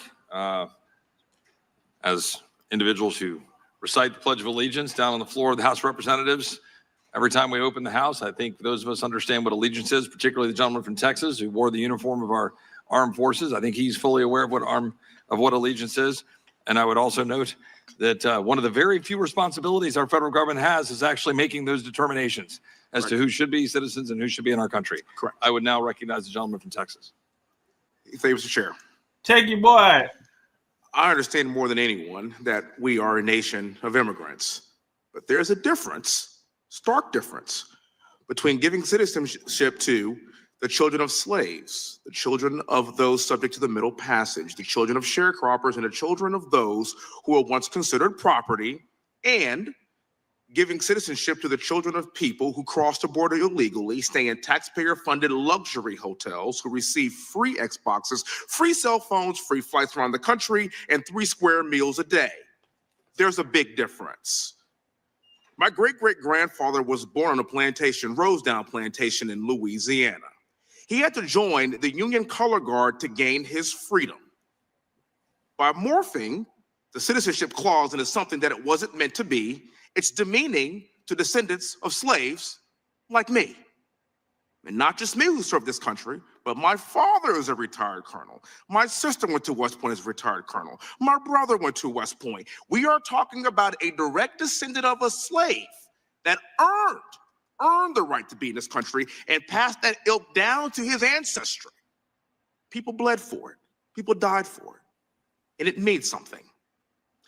The purpose of the 14th Amendment that President Trump's birthright citizenship executive order is that the citizenship clause of the 14th Amendment was never meant to apply to children of illegal or legal aliens.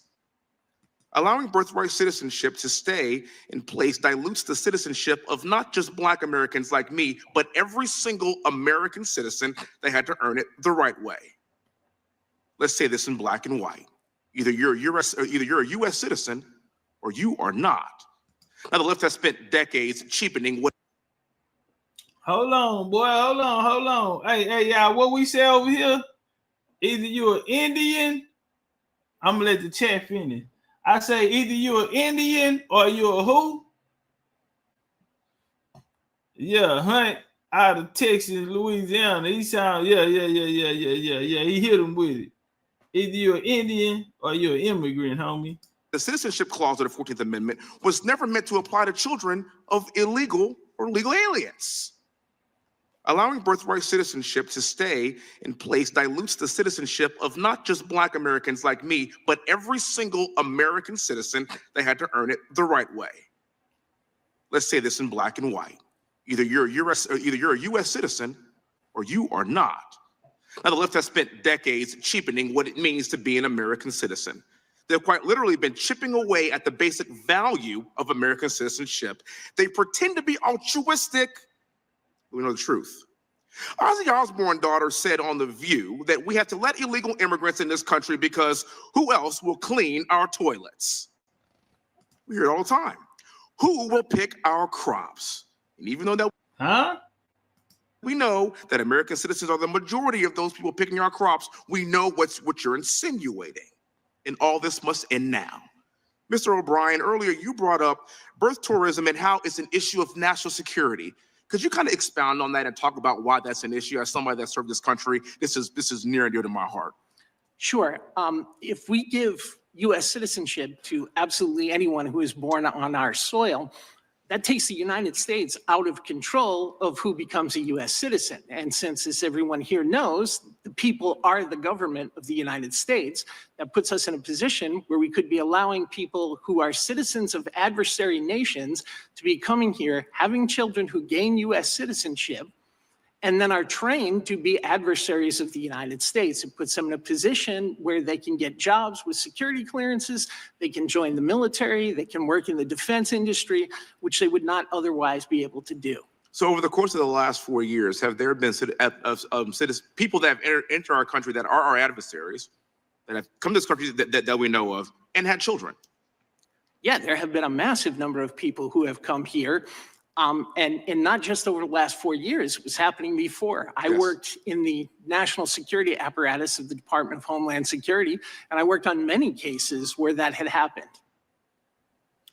Is there any other country in the world that you know operates like this? I'm saying this from the standpoint of somebody that's deployed to Saudi Arabia and other countries around the world. This would never happen anywhere else, by the way. Can you name a country in modern or recent history that has behaved like this, and what has been the outcome of this type of behavior? Meaning that is this even a sustainable model given the number of people that have entered this country over the course, especially the last 4 years? No, it's not a sustainable model. The only other place where it existed was in a number of the Latin American countries, and most of them did away with it after they were attempting to attract migrants in order to build their industries and build the number of people living in those countries. So this is something that's nearly non-existent. Thank you, Mr. Brown.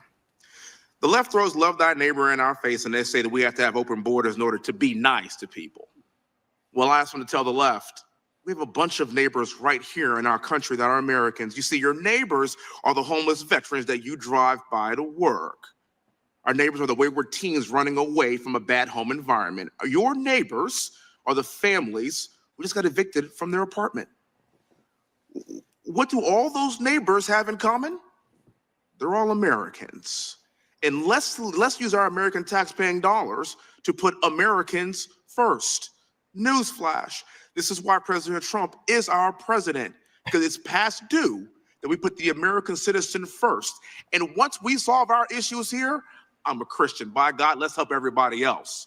But at this point, we have enough problems to fix in our own country, and this must stop. Thank you for your time. Thank the gentleman from Texas. I will now recognize the gentlelady from Vermont.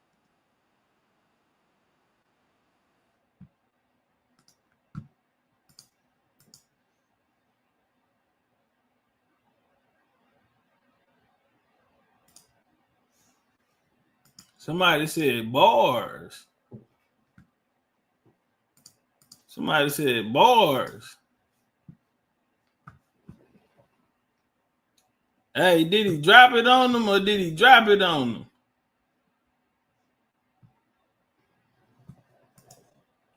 Nah, for real though. Oops upside your head. Yeah, he was popping that pop, talking that talk. But right there, we see ICE hitting reservations. They can't hit us. In the 14th Amendment, that's an easy win. Like Trump told them, that'll be easy in court. And just look at what he told them. It was to children of slaves. And the whole writing in it, they said 400 million Americans. They didn't say 400 Africans. We're talking about the primary sources, not the shit Google gonna give you when you Google it up. They in there sitting in Congress on the floor. They have the files in the back. This is a case they trying to win. They trying to bring their best shit out. And the people that hit them with the primaries of the conversation and the language that was said that day did not mention African. It also excluded people who wasn't born in America for even being part of the conversation. And then it added the homesteaders that came through the Homestead Act, the Eastern Europeans, the Polish, the coolie slaves that came in. But people try to make it as though we are the people that came in, but not understanding this is after the Civil War. This is after 1863 proclamation. This is the same time of the 1866 treaty. And in history, that 14th Amendment goes down as a constitution because we were a different nation. We were a different country. Man, I ain't gonna keep y'all up all night, man. Y'all be cool like y'all be cool. Long as we got each other, we don't need nobody else, man. Big old Indian, man. Indian gang don't bang, man. BCU, man. We out. Whoa.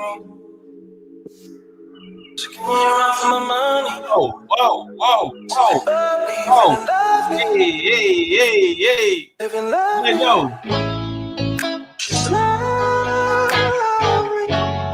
I wanna be with you. I wanna be with you. What? I wanna be with you. I wanna be with you. Let go. I wanna be with you. Let go. If If I didn't ride blade on curve, would you still love me? If I'm in my mind at work, would you still love me? Keep it 100, I'd rather you trust me than to love me. Keep it a whole 100, don't got you, I got nothing. I got something. Hold up. We gon' function, no assumptions. Feeling like Tyson with it. Got out Tyson with it. Only for the night, I'm the kid. Only for life, yeah, only for life, yeah, only for life. Let's get it. Hit that shoulder, I know what coming over me. Extra overseas. I know what you need. Already on 10, all money come in. All feeling go out. This feeling don't drought. This party won't end. If I didn't ride blade on curve, would you still? If I'm in my mind at work, would you still?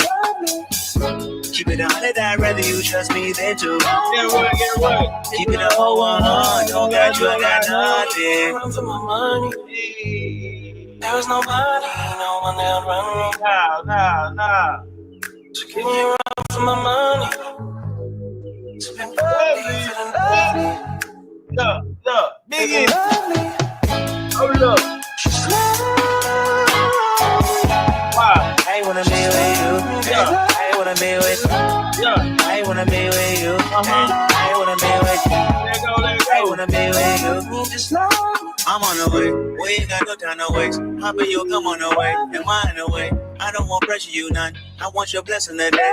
Oh, by the way, open the door by the way. Show you that I'm on the way. I'm on the way. I know connection is vague. Pick up the phone for me, babe. Damn it, we jamming. That had a two for your nanny. Curving your hip for your memory. Remember, Gardena, I took the studio camera. I know Top will be mad at me. I had to do it. I want your body and music. I'm about to big one to prove it. Look what you made. Told you that I'm on the way. I'm not an exit away. Yeah. If I didn't ride blade on curve, would you still? Hold on. If I'm in my mind at work, would you still? Keep it 100, I'd rather you trust me than to. Keep it a whole 100, don't got you, I got nothing. Run for my money. There was nobody, no one that run me. So give me a run for my money. It's been lovely. Hey, yo. Living lovely. Just love. I wanna be with you. I wanna be with you. I wanna be with you. I wanna be with you. I wanna be with you. Just love.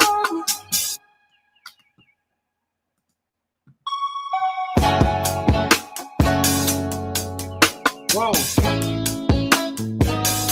Yeah. Big old 2025 is out. We is up there in this stuff here. Monday, man. Black Magic 363, man. We turning up Monday. Smell of your perfume. Hey. I thought I was immune. Hold up. Peace. Looking around this room. What's up? Can't help but see the traces of you. Hey, wow. This moment is surreal. Yeah, what?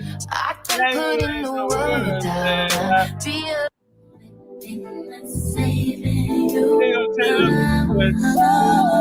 They don't give a